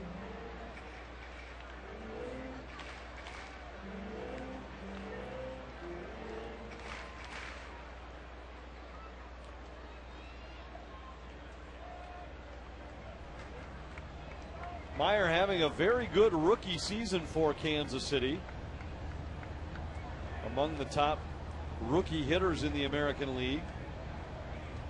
.255 average. 10th among rookies with 27 RBI. 6th among first-year players with his 80 hits. Well, the Royals are getting a good look at him right here. They've gone through a lot of different outfields. Jose Guillen spent most of the time on a disabled list. That opened the door for Meyer. That was a #1 pick by the Royals. And they're hoping that, you know, his major league numbers can be like his minor league numbers, where he's a 300 minor league hitter. Battle back from an 0-2 hole, and it's now 2 balls and 2 strikes.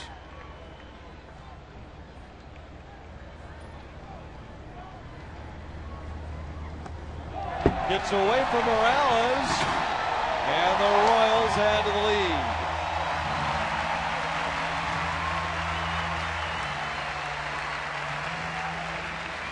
Boy, the Twins, you cannot make mistakes, and Liriano made a mistake to Betancourt by throwing that fastball in, and right here, Morales, he's got to find a way to block this ball right there. Somehow it got between him, his glove, and his shin guards, and the Royals do add a run here in the bottom of the 4th. It'll be a wild pitch charged to Manship.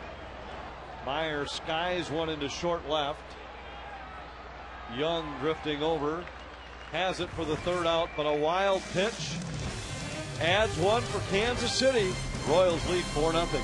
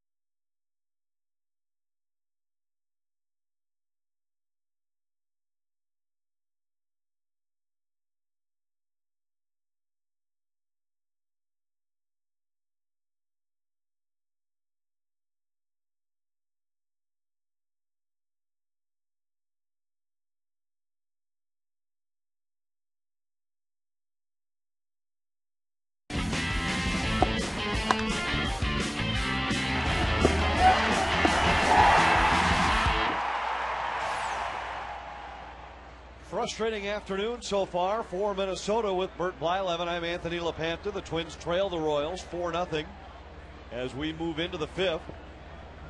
Tolbert, Punto, and Span to face right-hander Zach Greinke. A couple of mistakes on the mound for Minnesota have led to 4 Kansas City runs, and the Twins failed to cash in on a bases loaded, nobody out opportunity in the 3rd with their best hitters coming to the plate. Remember, we showed you that fast pitch count by Greinke, 98 at one time, that curveball at 69. So quite a difference between the fastball and then the curveball, and there's a fastball at 95. So add and subtract, that's one of the successes for Zach Greinke this year. Last year, a 13-game winner for the Royals. 1-2 pitch is fouled away.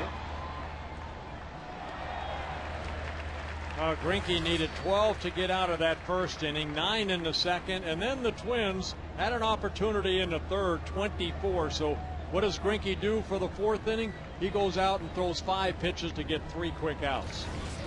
That's how you get deep into the ball game. Tolbert checks his swing, low throw, got him at first base.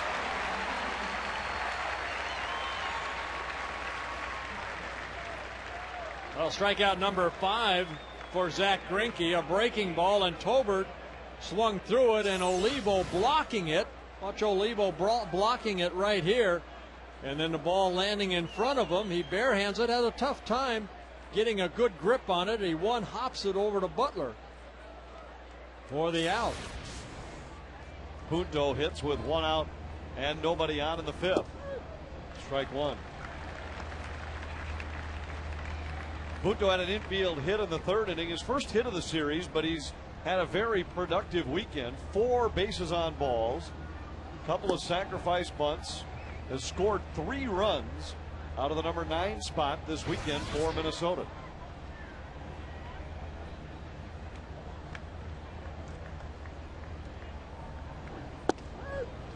One ball, 2 strikes.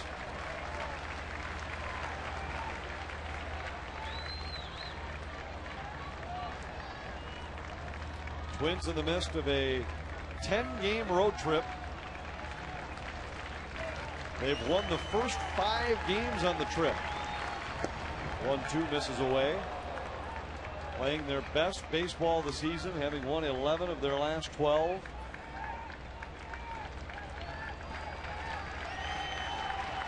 Here's the 2-2. Got him looking. 6th strikeout of the game for Greinke. Minnesota hoping for some help from the White Sox in Chicago today. Scott Pasetnik lines a triple into right center and scored Rios to tie it. Gordon Beckham delivered a run-scoring single, and the White Sox lead it 3-2 in the bottom of the 6th in Chicago. Minnesota 2 games behind. Tigers' magic number at 7 in the AL Central. Span takes a strike, and it's 0-1.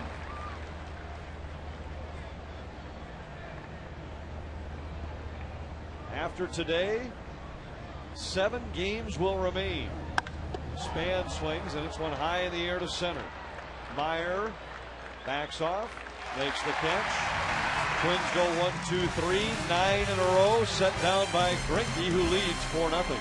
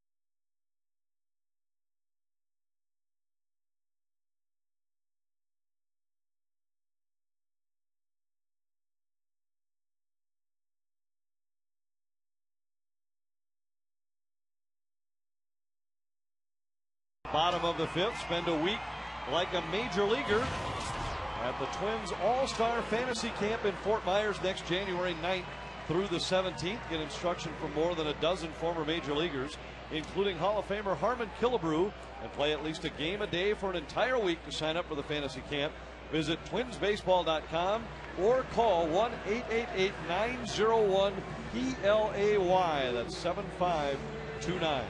Always a good time down in fantasy camp, especially all those northern fantasy campers. Twins fans come down out of that cold country and spend a week down in Fort Myers, have a lot of fun.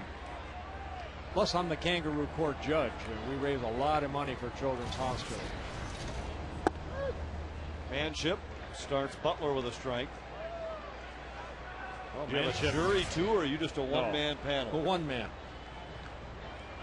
So the world has to play by Blyleven rules for a week. I have a sergeant of arms, Dave Boswell. So basically, it's my world down there. Jermaine Dye has added an RBI for the White Sox, who try and make it 2 out of 3 over the Tigers. Boy, two teams in the Central that are heading in opposite directions will meet in Detroit starting tomorrow. The Twins having won 11 of 12, playing their best baseball of the year. Meanwhile, the Tigers have lost 11 of 18 going into today. And a team that has been struggling and just trying to hang on and hold off the Twins. Yeah, Twins lead the season series 9-5 too against the Tigers, so they have that positive thought going into that 4-game series. Butler draws a walk to lead off the 5th. The Twins have the 4 men they would like to have on the mound, starting with Nick Blackburn tomorrow night. Dunsing will go Tuesday against another Cy Young candidate in Justin Verlander. Carl Pavano Wednesday and Scott Baker Thursday. A getaway day afternoon affair. They'll go up against Nate Robertson in the finale. Twins will miss Edwin Jackson, who starts today for Detroit. Ron Gardenhire was talking about it before the game. He said, well, we've got the 4 men that we would like to have in the series. Now it'll just come down to them going out and executing.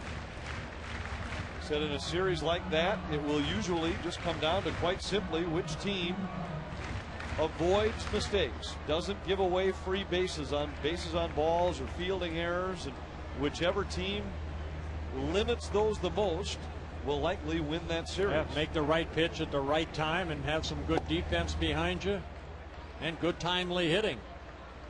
Exactly what the Twins are trying to do in the rest of this ball game, to get back into it. KC with that 4-0 lead.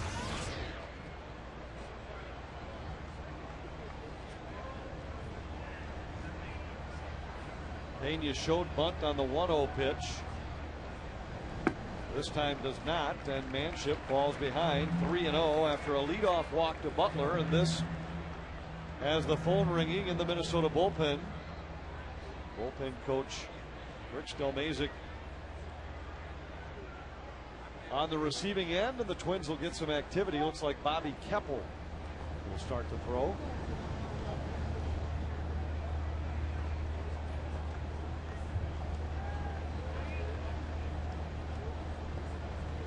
Manship behind 3-0. Pena taking all the way, and it's a strike, 3-1. Pena, big man, about 5'11", about 245. Came over from the Brave organization last year when he was claimed off waivers by the Royals. John Buck, another catcher for the Royals, went on a disabled list. Pena came up, had some good at bats, and draws a walk here. So 2 straight walks. Start the bottom of the 5th inning for Jeff Manship, his 3rd walk of the ball game.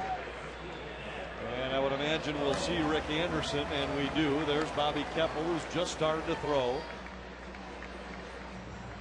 So the Twins will try and buy a little time with Anderson to the mound.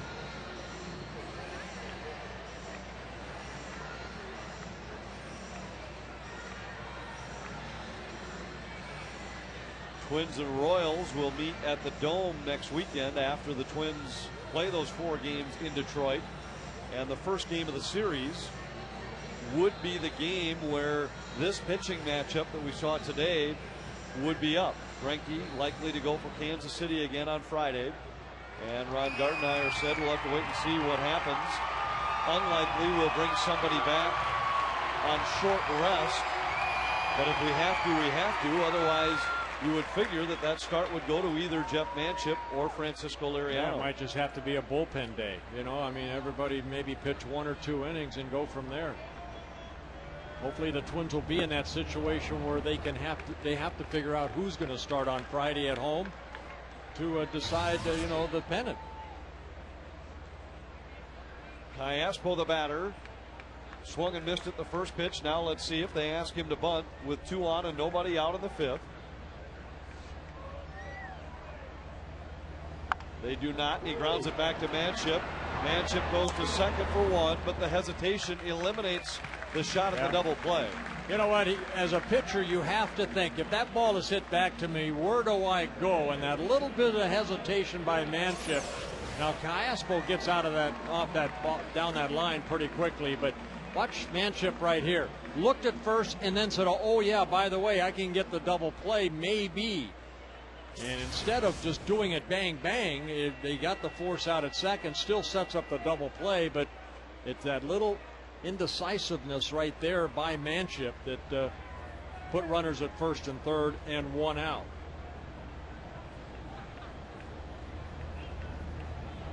Morales blocks it, but Cayaspo advances, and this eliminates the double play. Will probably force Ron Gardenhire to pull the infield in with 1 out.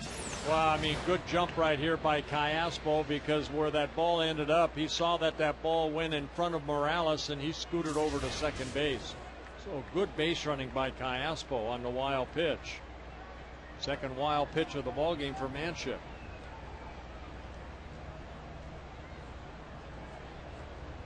Olivo has walked twice.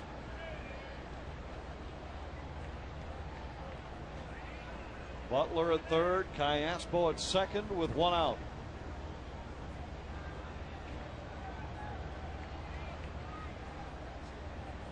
Morales will head to the mound.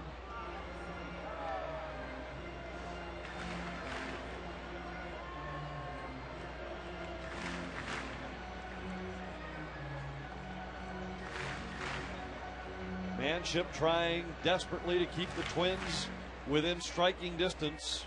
Can't afford to fall any further behind Zach Greinke.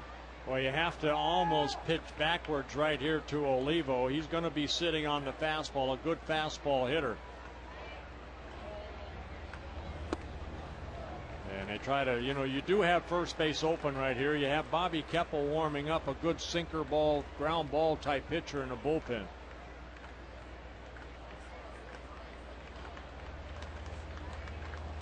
Martin on deck, a left-handed hitter.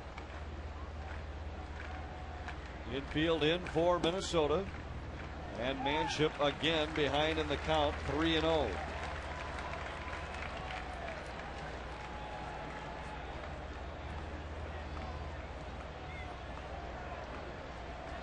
Manship has actually missed the strike zone more often than he's hit it. Well, Olivo's going to have the green light if it's a pitch that he can handle. He's looking away, and the ball ended up and in for a strike.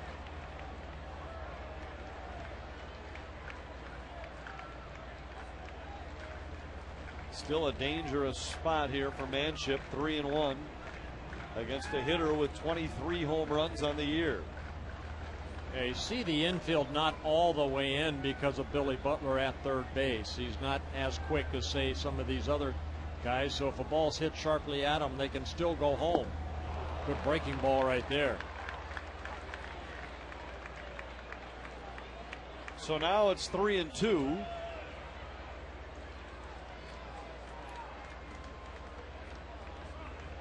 See if Manship can pick up yet another strikeout with a runner on third and less than 2 You almost out. have to come back with that breaking ball again. He does, and he gets him swinging. Morales checks the runner before retiring Olivo at first base. And Minnesota pitchers in this game have now retired 3 Royals hitters on strikes with a runner at third and less than 2 out. And that's a big strikeout right there for Manship, a career high 5th strikeout. Another good breaking ball right here. That's the slider, and Olivo just trying to do a little bit too much. Swings at a ball. An ugly swing right there. And Manship gets a big strikeout.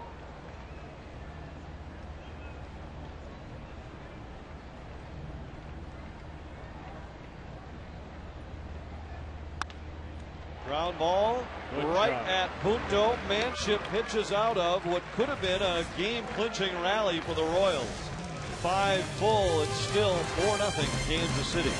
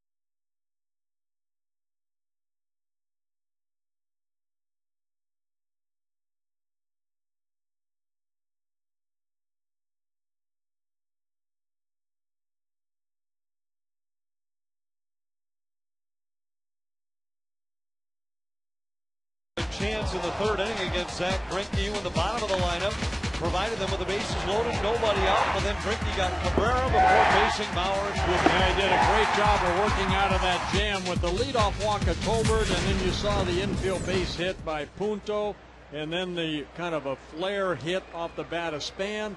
He got Cabrera to hit that one hopper for the force out, and then he went to work. He had a couple strikeouts of Mauer and Kubel. But the pitch count very good. And Betancourt, the shortstop, a big 3-run home run off of Liriano in the second inning. And it gave Greinke an early lead. Cabrera, Mauer, and Kubel to face Zach Greinke, who's a Cy Young candidate in the American League. We talked earlier, Bert, you need to make your guess on how many Royals have won the Cy Young Award. Cabrera dumps a base hit into left field. Our Arby's trivia question. I say 2 have won the Cy Young Award. 2 different men, but 3 3 awards. total, right. Brett Saberhagen won it twice, and then David Cone. And it was amazing as you rattled off so many other great pitchers that they've had here in Kansas City that are not on that list, and guys that have had big years well here in Kansas City. Well, Cabrera gets his second hit of the ball game at first base for the Twins. Their 4th off of Greinke. Mauer swings and lines one to left. Cabrera into second, and the Twins have back-to-back hits to start the 6th. Mauer jumping on the first pitch, and now Jason Kubel will bat. Well, that's what Zach Greinke was talking about. Now, that's the first time that he really started Joe Mauer away, and Joe, ready to hit, lines that ball in the left field. Greinke had mentioned a couple days ago, if I'm going to face Joe Mauer, I'm just going to pitch him away, and he can hit base hits the other way. And finally, Joe got that pitch to his liking and got the base hit. So the Twins have an opportunity here to get back into this ball game. Kubel 0 for 2 and 0 for 8 on the weekend. Little tap foul.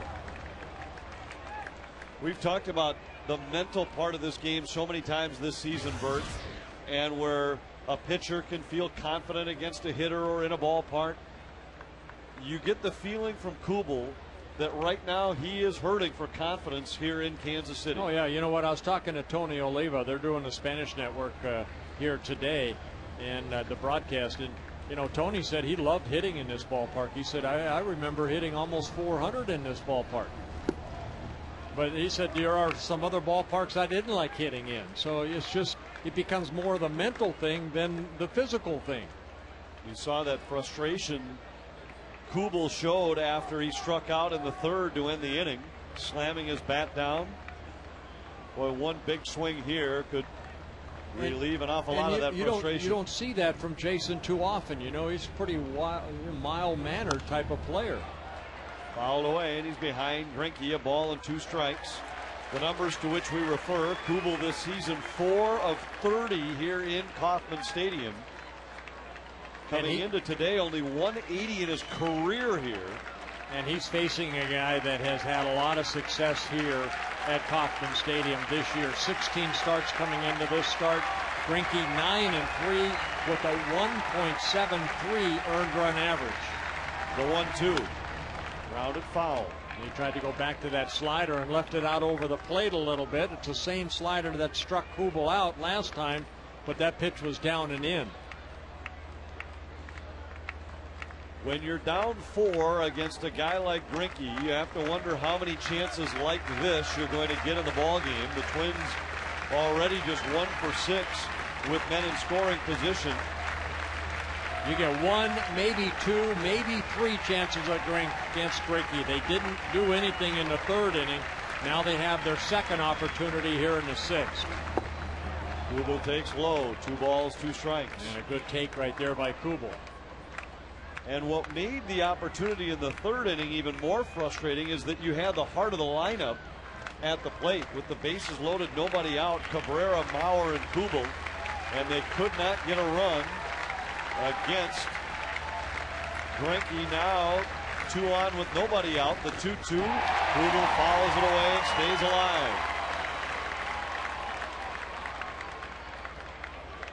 Well, the only time that Zach Greinke beat the Minnesota Twins as a starter, you have to go back to 2004. On July 15th here at Kauffman Stadium, he beat Kyle Ocean, the Twins 3-1. Actually, when he has started a ball game, the Twins have won 6 of his 9 starts. And they're hoping this afternoon to make it 7 of 10. Here's the 2-2 pitch. Ground ball right side. They won't be able to get 2. Butler tags Kubel. The runners advance. 2 in scoring position for maybe the hottest hitter in the Minnesota lineup, Michael Kadire. Well, you know, that's a productive out right there. It's kind of like a swinging bunt. And what that allows is the 2 runners to advance. Cabrera to third, Mauer to second. You're not going to expect a 4-run inning to get right back into the game against Greinke, but you can maybe get a big base hit here and cut that lead in half. Kadire is 0 for 2 today. Has a double and a home run in the series. The home run Friday night gave him 30 on the year. Yeah, there's only been 4 starts this season in 31 starts coming into this start that Greinke has given up 4 or more runs in an outing. Ground ball right side. This will get 1 home for Minnesota. Hernandez throws to first. Kadire is out, picks up RBI number 89 on the year. Mauer moves to third, but the Royals will trade a run for an out. Now Delman Young needs a base hit to get Mauer home and pull the Twins within 2. That run scored right there, only the second off of Greinke over 5+ starts. Counting today, this the 6th start in that stretch to which you refer. Young hits one high in the air, deep to right, but foul. Now a grand total of 40 2/3 innings and 2 earned runs. Yep.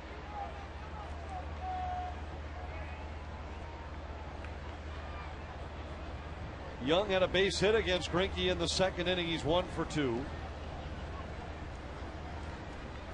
Hey, he hit a pretty good pitch, a little sinker down and in for that base hit. Breaking ball hit high in the air, short left field. Long run for Bloomquist. He's there and makes the catch. And the Twins get 1, but only 1. Leave another man at third base. And after 5.5, trail 4-1.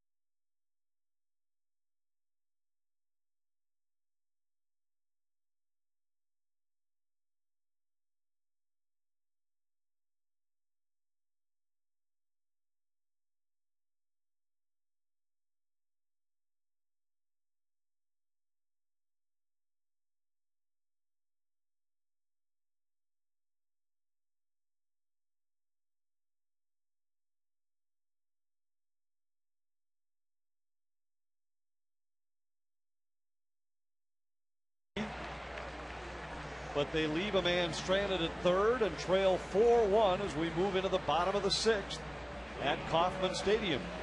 You know, Anthony, that's why that last inning of Manship, after he walked the first 2 batters, you are hereby circled, and happy birthday to you. It's my son Todd, his 37th birthday, and John Roush, happy 31st birthday. He's out in that bullpen enjoying his birthday. But a good job by Manship working out of the bottom of the 5th inning, because you're facing Zach Greinke. You don't want to give up too many runs. Now, they were able to put one on the board, or excuse me, no on the board, the 1 run in the 4th. But Manship now trying to put another 0 on the board.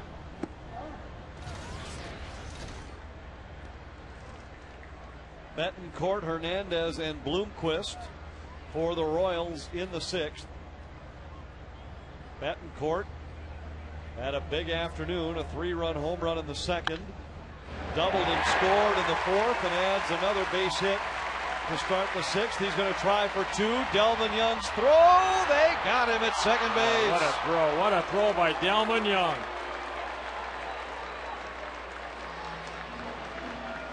Betancourt trying to stretch that single into a double, and Delman a perfect throw to Nick Punto at second base. The ball scooting underneath the glove of Tobert, and Delman coming in and throwing a strike to Punto.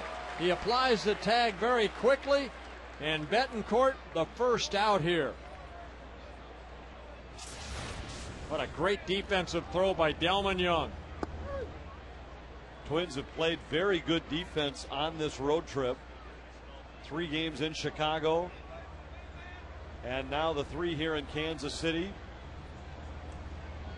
Had big double plays throughout the trip. Maybe the highlight of the trip has been how well Michael Kadire has played at first base. Made even the difficult plays look very easy. Well, Twins take a lot of pride in their defense. They've made 70 errors on the year, and that's the fewest in the American League.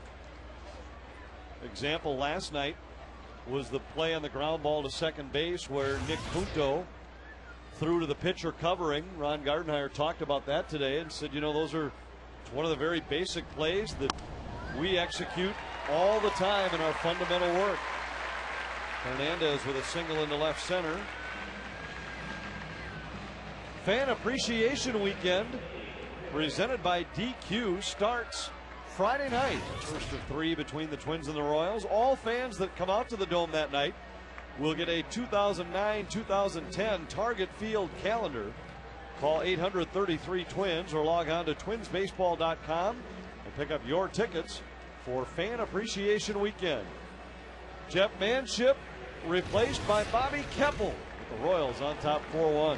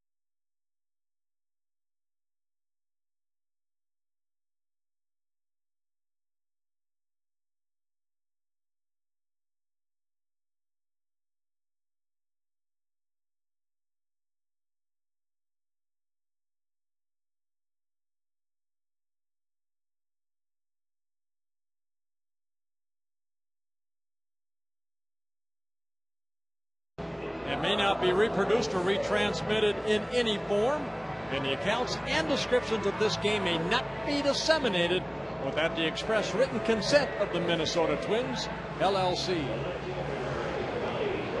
Well, Bobby Keppel coming into the ballgame. He worked in last night's ballgame through 17 pitches. He did give up a run. It was an unearned run in his 1 inning of work. ERA at 4.96 for Keppel. Twins won that ball game last night 11-6. Doing a better job of not walking a lot of batters. You see 18 walks for Keppel.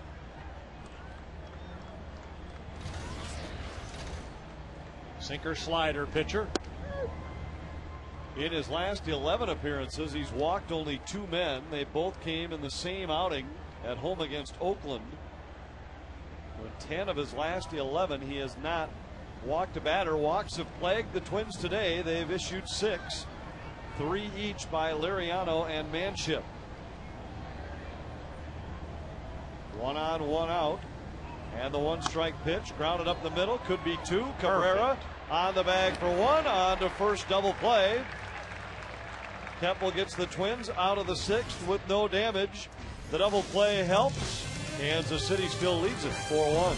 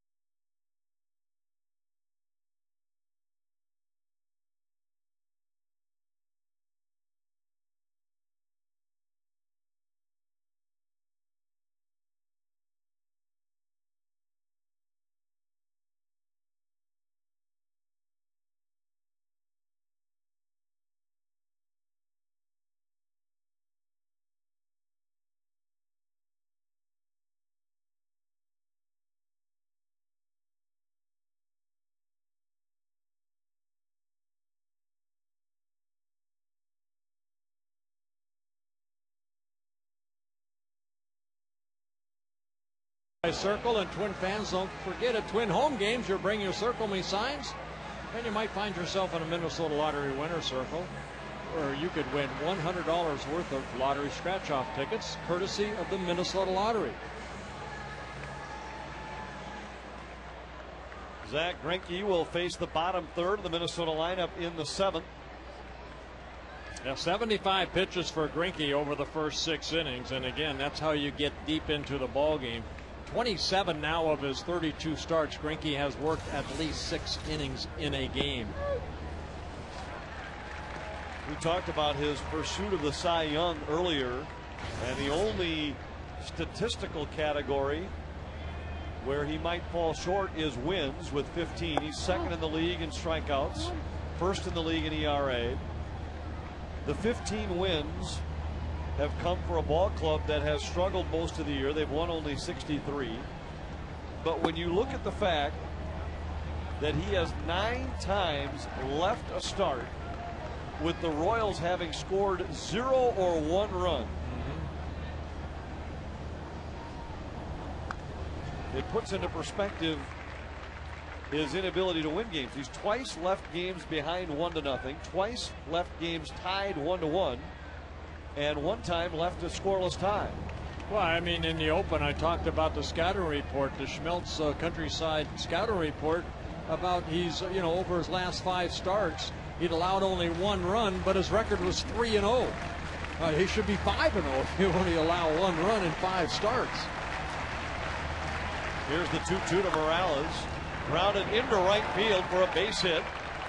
And the Twins have the leadoff man on once again. That's 3 out of the last 5 innings. The Twins have put their leadoff man aboard. Got 7 hits off of Greinke here this afternoon. The Twins have actually out-hit the Royals 7-6. But the most important column is the run column, and right now the Twins down by 3.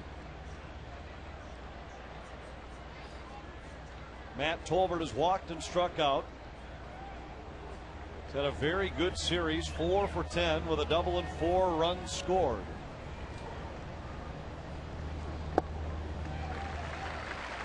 Swing and a miss and a Greinke fastball. Yeah, that fastball clocked here at Kauffman Stadium at 94. He's hit as high as 98 today with his fastball.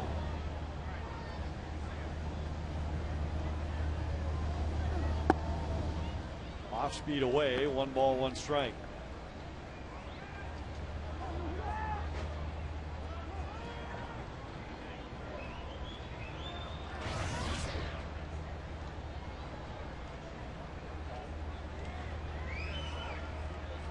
Leadoff man aboard for Minnesota in the 7th. Strike called on the outside part of the plate. Fastball, and it's 1-2. Well, Greinke joined the Royals rotation back in 2004. He was 8-11, and next year in 2005 he was 5-17. I mean, that got the best of him. He had a tough time adjusting to Major League Baseball. He decided to leave the game. He was diagnosed with social anxiety disorder, and he's under medication now, but since his return, and it took him a while to get back. Last year, 13-10 out of in the starting rotation. Very good, 3.47 ERA, but he's put it all together this year. And really showed signs of what this year would be with the way he finished last year. His last 5 starts, he was 4-1 with a 2.18 ERA. You throw those 5 on with this year, 36 starts, 19-9 with a 2.09 earned run average. Yeah, pitching coach Bob McClure and I were teammates with the Angels, and I remember talking to Bob last year about Zach Greinke, and he basically said he has unlimited potential. You know, he walks Tolbert for the 2nd time today, and the Twins once again 2 on with nobody out. In Chicago, they've moved to the bottom of the 8th, and the White Sox still lead the Tigers 4-2. If that score holds, Minnesota would climb within 1.5, pending the outcome here in Kansas City. And there's Bob McClure right there, the pitching coach, just to talk up to his right-hander.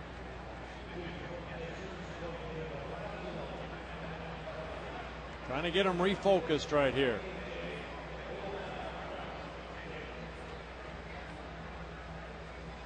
Twins were able to put some runners on the bases in the 3rd inning, and then in the 6th have been able to only score 1 run off of Greinke. Have another opportunity here in the 7th. They loaded him with nobody out in the 3rd and got 0. They had 2 on with nobody out in the 6th and got 1. Here they have 2 on with nobody out in the 7th, and a situation where I'd imagine even down 3 you'd ask Nick Punto to bunt the runners over and get 2 in scoring position. Well, let's see what Nick's asked to do right here. He does show bunt, but pulls the bat back. And the play was on right there where Greinke, a very good athlete, was to cover the line at 3rd as Cayaspo, the 3rd baseman, was going to hang around 3rd base. So right on that play right there, they're going to try to get the lead runner. And that being Morales at 2nd. And I'm not sure why you'd be so aggressive to do that if you're the Royals with a 3-run lead. Punto swinging away here. Skies one into center field. The runners will have to hold. 1 out, and the top of the lineup, Bernard Span coming up for Minnesota. Boy, it's been a while since we have seen Nick Punto do that right there, hit a fly ball out. Everything has been, he's been walking, he's been hitting line drives, but Greinke gets a big out right there.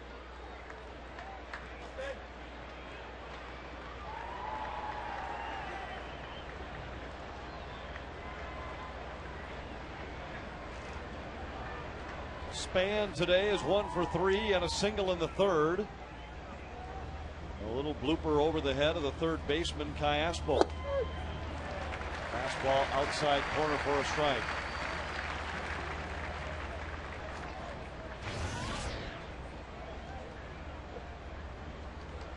Royal bullpen quiet.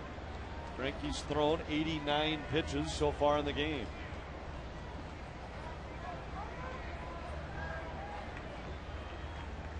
Span the tying run at the plate for the Twins. Down and away, 1-1. He's a starter that, Trey Hillman and Bob McCord will go deeper into the ball game with. The most pitches he's thrown in a ball game came 4 starts ago when he threw 125 pitches in 8 solid innings against the Angels. He ended up getting a no decision in that ball game, gave him no earned runs, only 1 run allowed. Span thought that one was up, but now he's behind in the count, 1-2.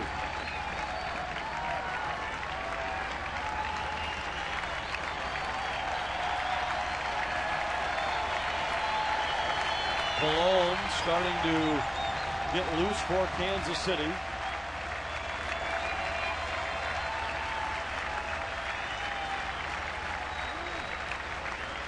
Span 7 for 12 in this series. He's been on base 8 out of 13 times.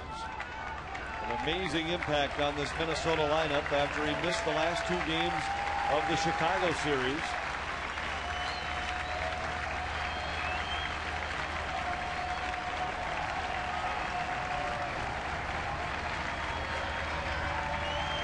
Here's the 1-2 pitch.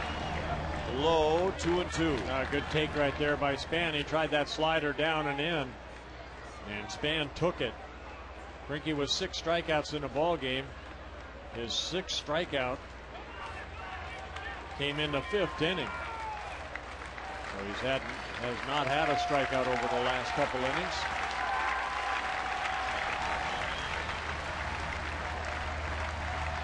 Two balls, 2 strikes, 2 on for Minnesota. Swing and a miss. He got Span. Now strikeout number 7. Great location. That fastball down and away with some movement on it. We've seen the fastball inside with movement. Here's a fastball. Good fastball, outer half of the plate. And Span reaching for it, but a little late. And now Orlando Cabrera will try to extend the inning for Minnesota. He has 2 hits already against Greinke today. 7 for 22 in his career. He thought that one was up. Well, he was umpiring right there. Cabrera, as that ball went across the plate, he said that's high, but Mike Riley said no, that's a strike.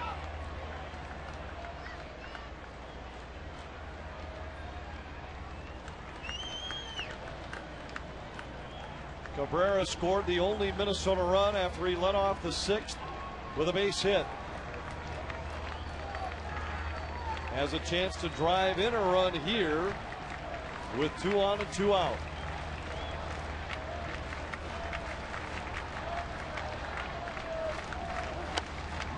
Popped up, foul, and out of play.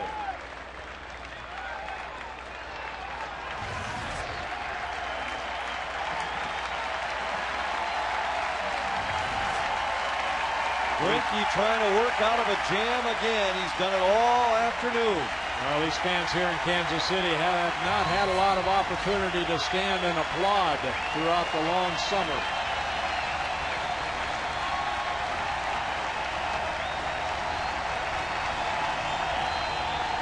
The 0-2 pitch.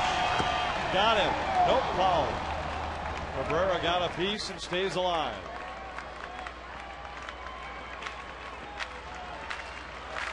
Seven strikeouts today, and Greinke has had him when he's needed him most. Got Mauer with a man in scoring position in the 1st. Got Mauer and Kubel with the bases loaded in the 3rd. Got Span here with 2 on in the 7th.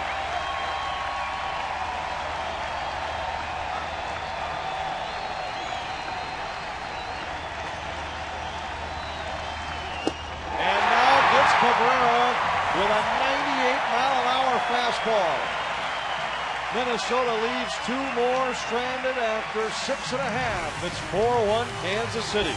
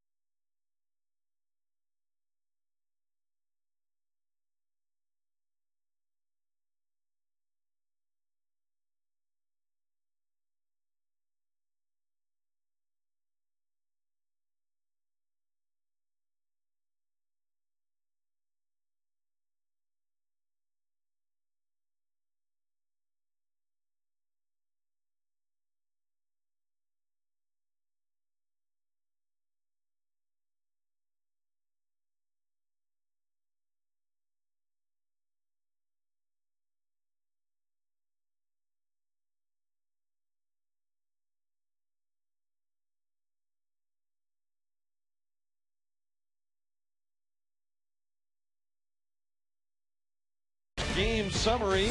Udesky Betancourt, a 3-run home run in the second. And from there, it's been all Zach Greinke. Yeah, that off of Francisco Liriano, and Greinke with 8 strikeouts in a ball game. He's put himself into trouble about 3 times in this game, but the Twins have been unable to capitalize on some of his walks and hits allowed with picking up big strikeouts like Greinke's been able to get. See the line score right there again. The Twins have out-hit the Royals, but they lead 4-1. Bobby Keppel came in last inning replacing Jeff Manship. Faced only one hitter. Willie Bloomquist got him to end the bottom of the 6th inning on a double play ball. Kansas City has done what Minnesota had done the first 2 games of this series and take advantage of the opportunities that the Twins have given them. Minnesota pitchers have walked 6 men so far in the game. Hopefully the fact that Zach Greinke is shaking hands means his day's over. Well, another great outing for Zach Greinke. Getting congratulated by all his teammates. 7 innings, 7 hits allowed. 6 singles, 1 extra base hit. That by Orlando Cabrera. 2 walks, 8 strikeouts. Keppel faces Meyer, Butler, and Pena in the 7th, and if Greinke is indeed done, Keppel's job is to keep it 4-1 and give Minnesota a shot with 2 cracks at the Kansas City bullpen in the 8th and 9th innings.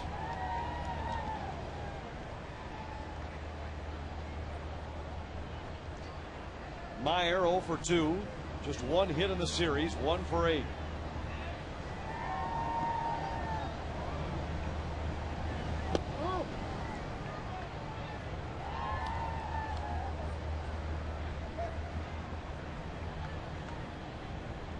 Two balls and a strike. Meyer, the leadoff man in the 7th for Kansas City, now 2-2. If you are just joining us, perhaps you just caught the end of the big Vikings win over San Francisco. Favre to Greg Lewis with 2 seconds left to win it for the Vikes, 27-24. Minnesota trailing the Royals here 4-1. Udesky Betancourt with a 3-run home run off Francisco Liriano in the 2nd inning. The Vikings got Brett Favre? That's what I've heard. I didn't know that. Royals added a run in the 4th on a wild pitch by Jeff Manship. The Twins had opportunities against Zach Greinke but could not cash in. They're getting some help in Chicago, where the White Sox lead the Tigers 5-2 in the bottom of the 8th. Minnesota trying to gain ground on Detroit in the American League Central. The Tigers with a 2-game lead coming into today. Minnesota and Detroit will open a 4-game series at Comerica Park tomorrow night. Hey, you'd like to go into that 4-game series down 1. Very important. Maybe the Tigers will lose to the White Sox. Hopefully the Twins can come back and win this ball game. Bert will be able to recalculate the magic number here shortly. 3-2 pitch is fouled down the left field line. 4-game set in Detroit starts tomorrow night. Nick Blackburn will go for Minnesota against Rick Porcello for Detroit. Brian Dunsing against another Cy Young candidate, Justin Verlander, the league strikeout leader, on Tuesday night. Pavano and Baker round out the foursome for Minnesota. Yeah, Blackburn got this road trip going with that great 7-0 win over the White Sox. He pitched 7 shutout innings.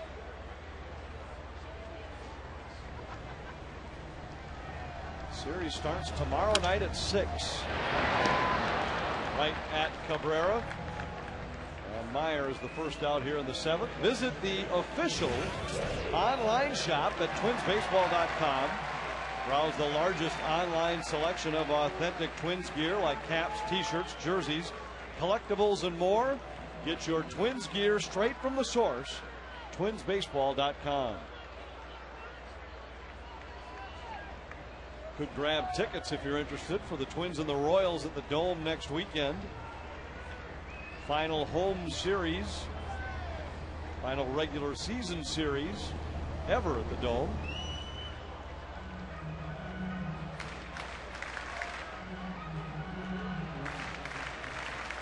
Might well be games that will determine the American League Central Division Championship. Tigers will close their season at home after they host the Twins for 4. The White Sox follow Minnesota into Detroit. Sox trying to make it 2 out of 3 against Detroit this weekend in Chicago.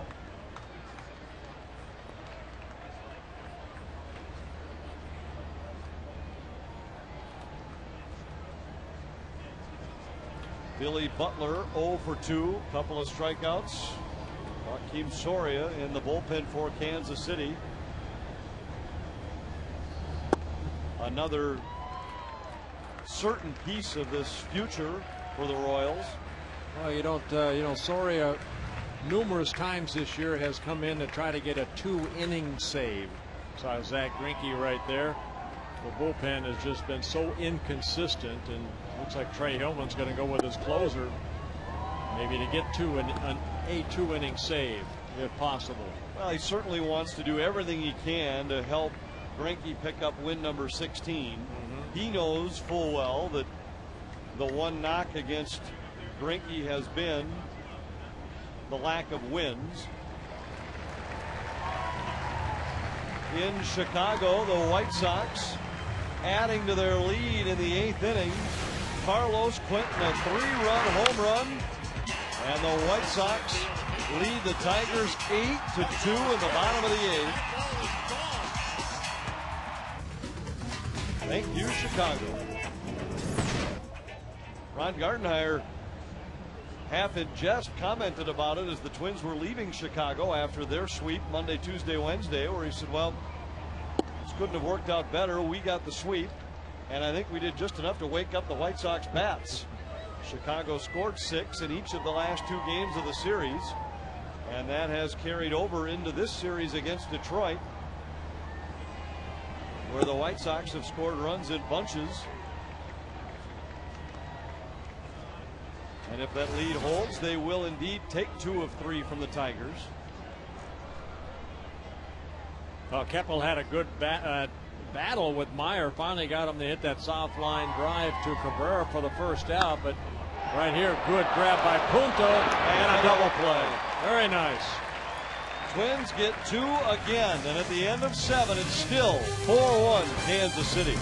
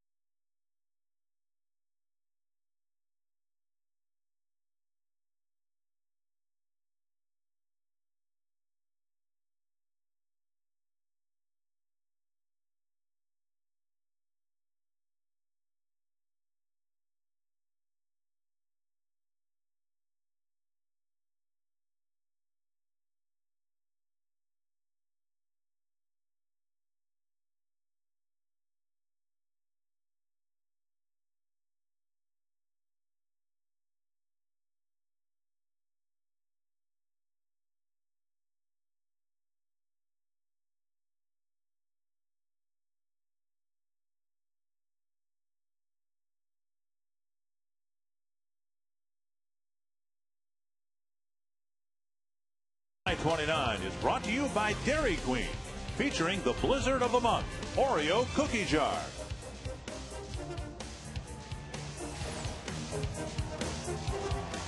Bet these guys were happy about the result at the Dome today. Congratulations to the Vikings. 27-24 winners over San Francisco to improve to 3-0 here. Joakim Soria will try for his 5th 2-inning save of the year. And 29th of the year. Soria, very good 2.34 ERA, making his 46th relief appearance. 50 innings pitched. That's a lot for a closer. Only 39 hits allowed. He has allowed only 5 home runs, 67 strikeouts in the 50 innings pitched. 9 times this year he has pitched more than an inning. 6 of those saves, and as I mentioned, 4 of them full 2-inning saves. And that's what he'll need to do here. 6 outs to protect Zach Greinke's 16th win of the year. He faces Mauer, Kubel, and Kadire in the Minnesota 8th. Royal bullpen has struggled all year long, but not this guy. No. He's on a disabled list for about 2 weeks. He had a little bit of strain in that right shoulder, and the Royals really missed him. Young man, only 25 years old, just like Zach Greinke. An all-star last year in his 3rd season with the Royals. And we saw Greinke throw that slow curveball. Wait till he throws a slow curveball. That's probably about 50 miles an hour. Meyer has moved to left field, and Josh Anderson has entered the game in center. Willie Bloomquist moves to right.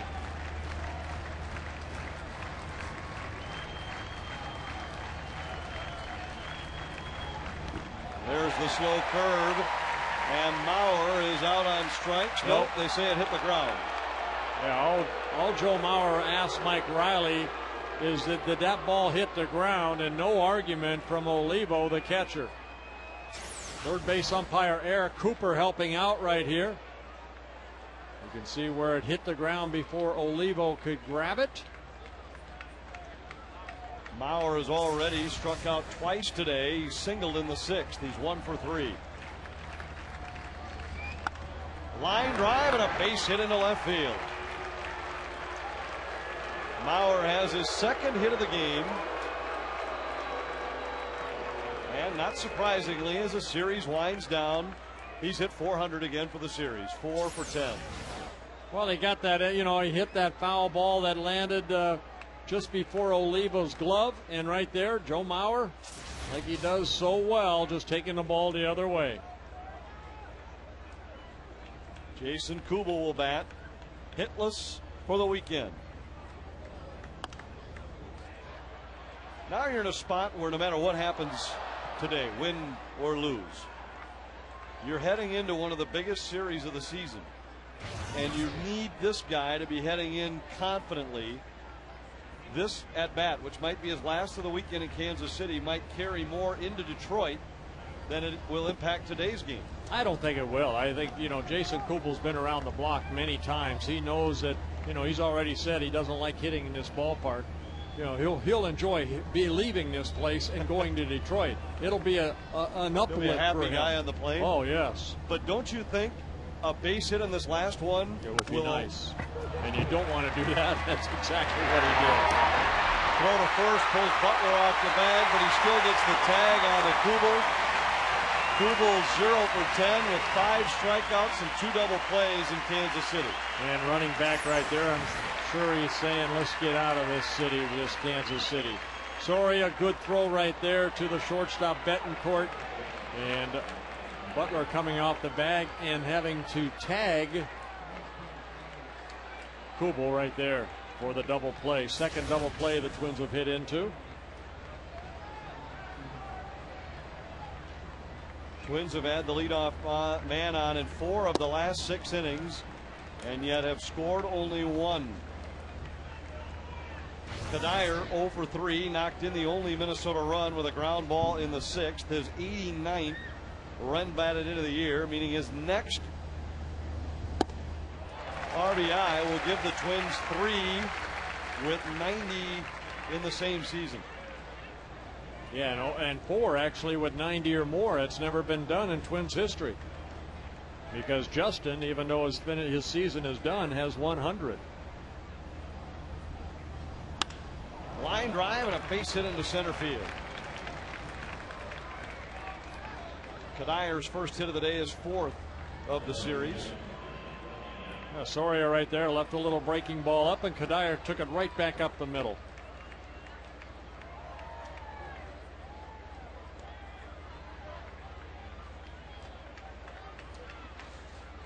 Delman Young is 1 for 3. Twins have Jesse Crane throwing in the bullpen.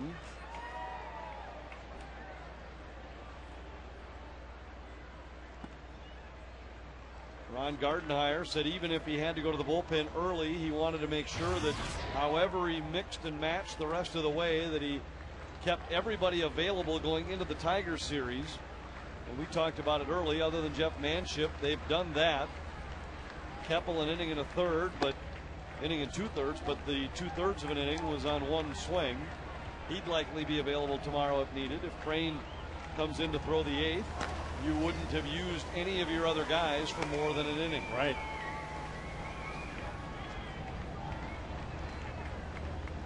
Assuming that there's not a Minnesota rally, which he would gladly trade for a day of rest. 2-1. Big swing by Young right there. He knew he was going to get a fastball. Young hit a long home run here Friday night. Also had a triple.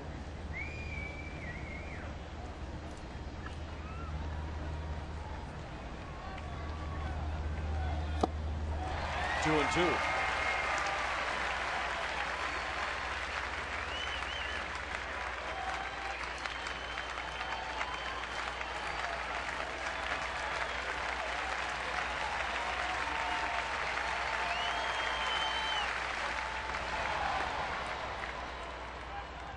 Young stays alive.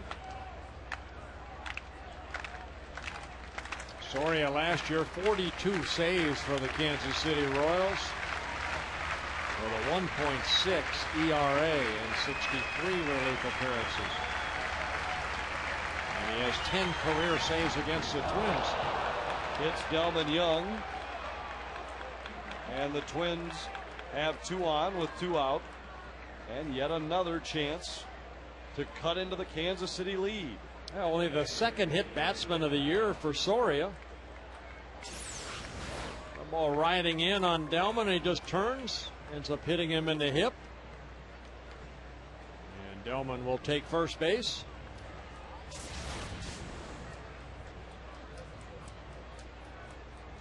You can see the shadow starting to come into play as home plate is now covered by the shadows and the pitcher out in the sunshine. 2 on, 2 out, and Jose Morales, the hitter. He's 1 for 3.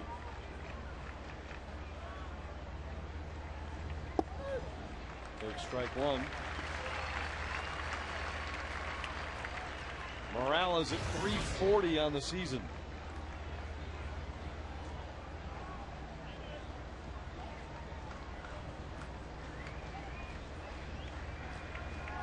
Twins have left 7 men on already. Painting the outer half of the plate, down and away. Soria gets ahead 0-2.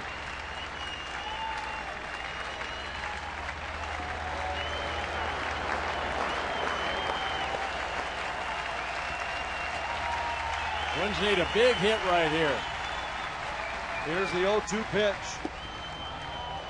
Slow curve, misses away, 1-2.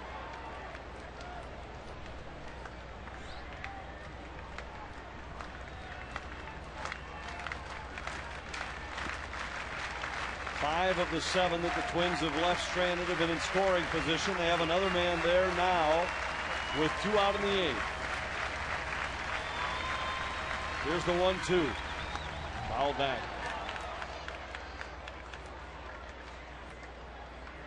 Morales has been such a tough out for Minnesota this year. Only 15 strikeouts in 100 at bats. Yeah, still looking for his first major league home run. He's a very good line drive hitter from both sides of the plate.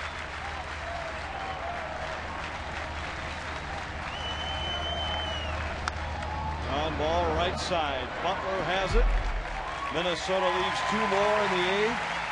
They have 1 shot left. We go to the bottom of the 8th. Kansas City leads it 4-1.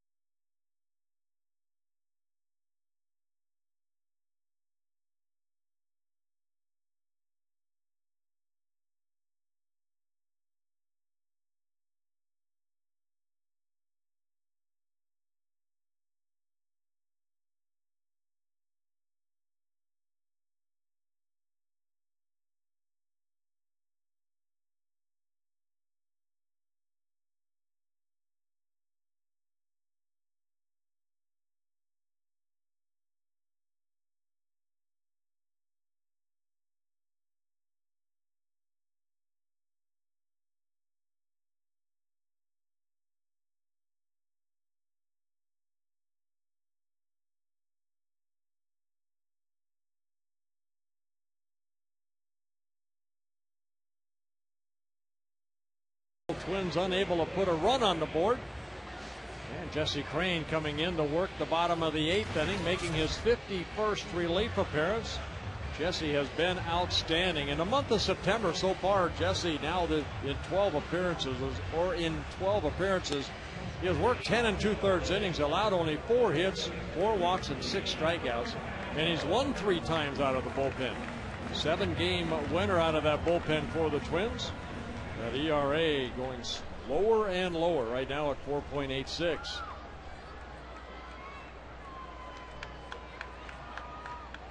Crain will face Callaspo, Olivo, and Tian. This is the 300th career appearance for Jesse Crain.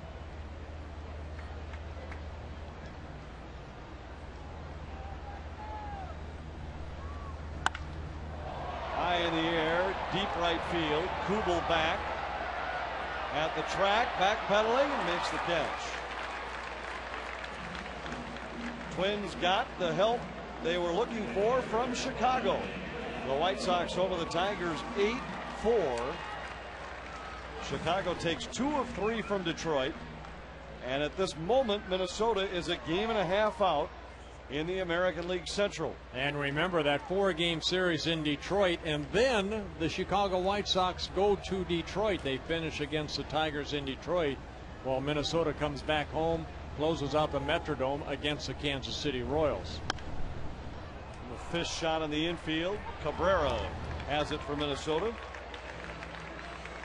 Don't let the upcoming winter weather keep you from working on your baseball skills. Sign up for the Twins Training Academy. Expert training from former Twins and top area high school and college coaches will help keep the skills sharp in the offseason. Youngsters 10 through 18 can participate, and all the information can be found at twinsbaseball.com or call 800-33-TWINS and ask about the Twins Training Academy. A little worried when we started talking about upcoming winter weather on a day like this.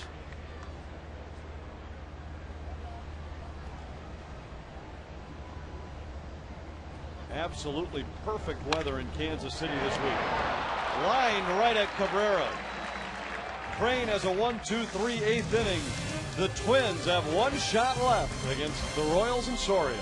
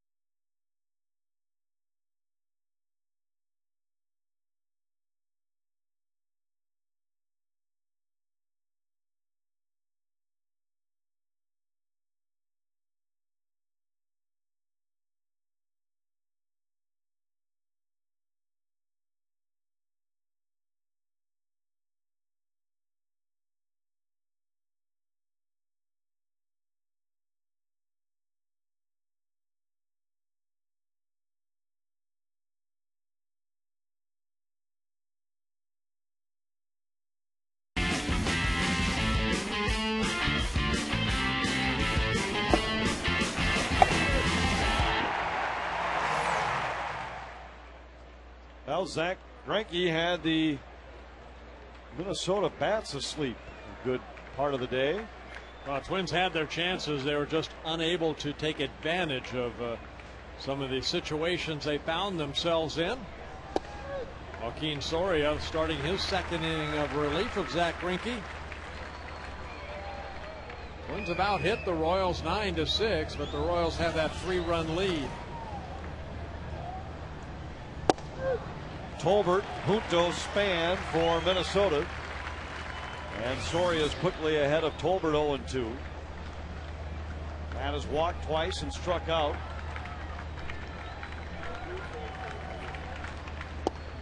Very productive series. Reached base 6 times in 12 official plate appearances.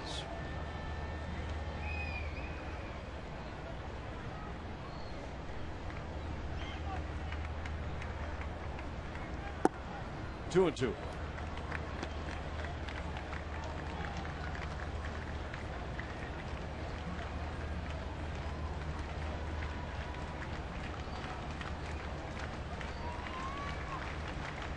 Soria has saved each of his last 8 opportunities. Tolbert swings and misses. Here's what's left for the contenders in the AL Central, including today with the Twins in Kansas City. The Tigers have already lost in Chicago. Then it's 4 head-to-head in Detroit before each team closes at home. That's what they had in mind when they designed the schedule. Yep. Let's have the 2 top contenders go toe-to-toe for 4. Should be a lot of fun in Detroit. Junto shows bunt, pulls the bat back. Blackburn, Porcello tomorrow night. Dunsing against Verlander on Tuesday. Twins have the 4 men that they would like to have starting in that series. Pavano Wednesday, Baker Thursday. They will miss one of the Tigers' top starters. Edwin Jackson went today for Detroit and was beaten by Chicago.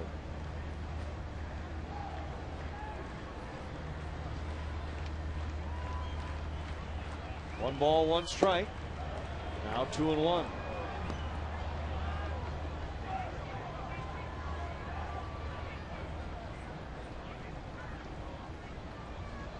Sorry, asking time as he ties his shoe. He threw 22 pitches in the 8th inning. Gave up a couple hits. Hit Delman Young in the hip, but able to work out of that inning.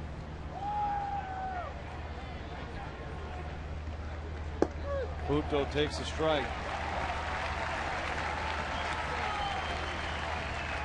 Count evens at 2 balls and 2 strikes.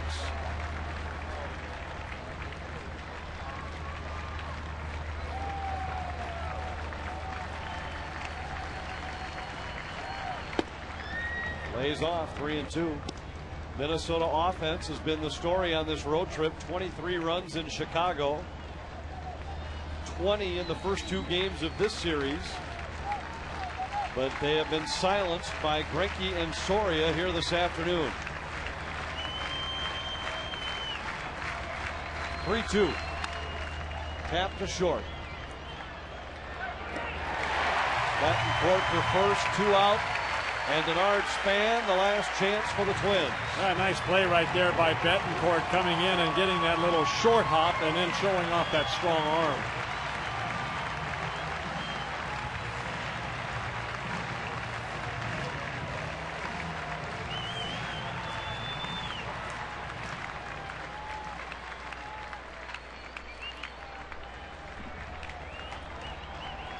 Span has had a very good weekend. He's 1 for 4 today. 7 for 13 in the series. Line down the left field line, but twisting foul.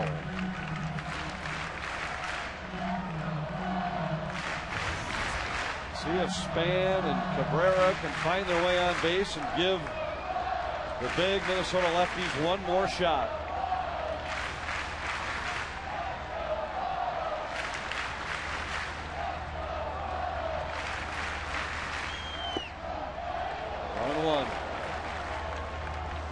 Well, you knew going into the ball game, Anthony, it just maybe, you know, I mean, you're gonna have a tough time scoring against Grinke because everybody in baseball in the American League and National League has had a tough time all season long against Grinke.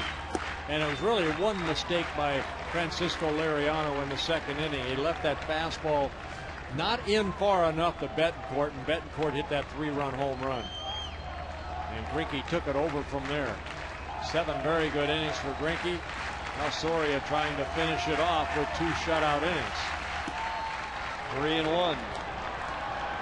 Everybody knew coming in that this was going to be the most difficult game of the series for the Twins.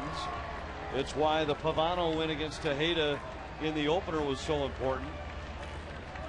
Twins had an edge on paper in the matchup last night with Baker against DiNardo.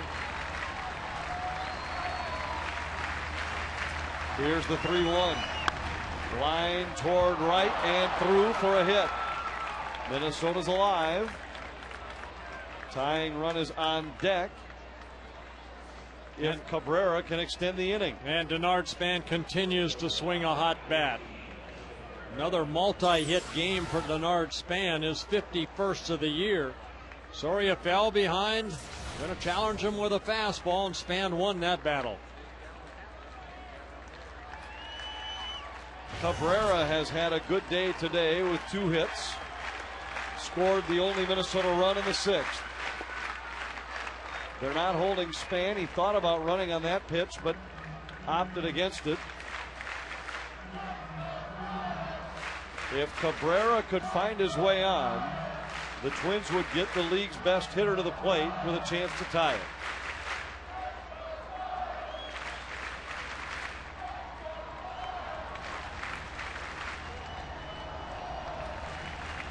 Span goes. Cabrera fouls it straight back. Well, that almost hit Tony Oliva.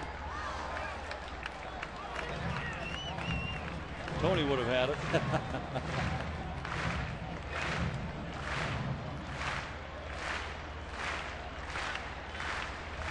1 ball, 1 strike. Span goes again. Cabrera swings and lines a hit into left field. Span will reach third. Minnesota has runners on the corners with 2 out for Joe Mauer. Well, 3rd hit of the ball game for Cabrera. With Span taken off, he gets over to 3rd base. So a good afternoon for Orlando Cabrera. He keeps his hitting streak alive. Came in with a 7-game hitting streak and adds his 3rd hit here, right there over the leaping Betancourt in the left field. Bob McClure, the pitching coach, coming out. Royals have activity in their bullpen. As we mentioned, Soria has experience saving games when he's needed this many outs. He has saved 4 this year, where he has had to retire 6 men. Mauer in his career against Soria is 3 out of 7. You see KCA, the pinch runner, for Cabrera at first base. You know what? When you have a closer like Soria, that's hard to ask once in a while because he's thrown 41 pitches already. You know, and that'd be like asking Joe Nathan to throw, hey, give me 40-some pitches. That's tough to do. Mauer takes up and away. Ball 1. Joe has 2 hits today, 4 in the series.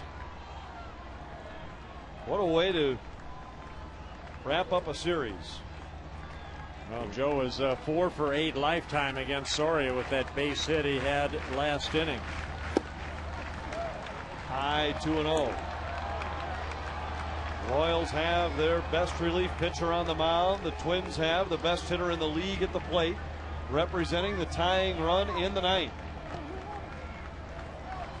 A Minnesota win would pull them within 1 game of first place. Soria behind 2-0.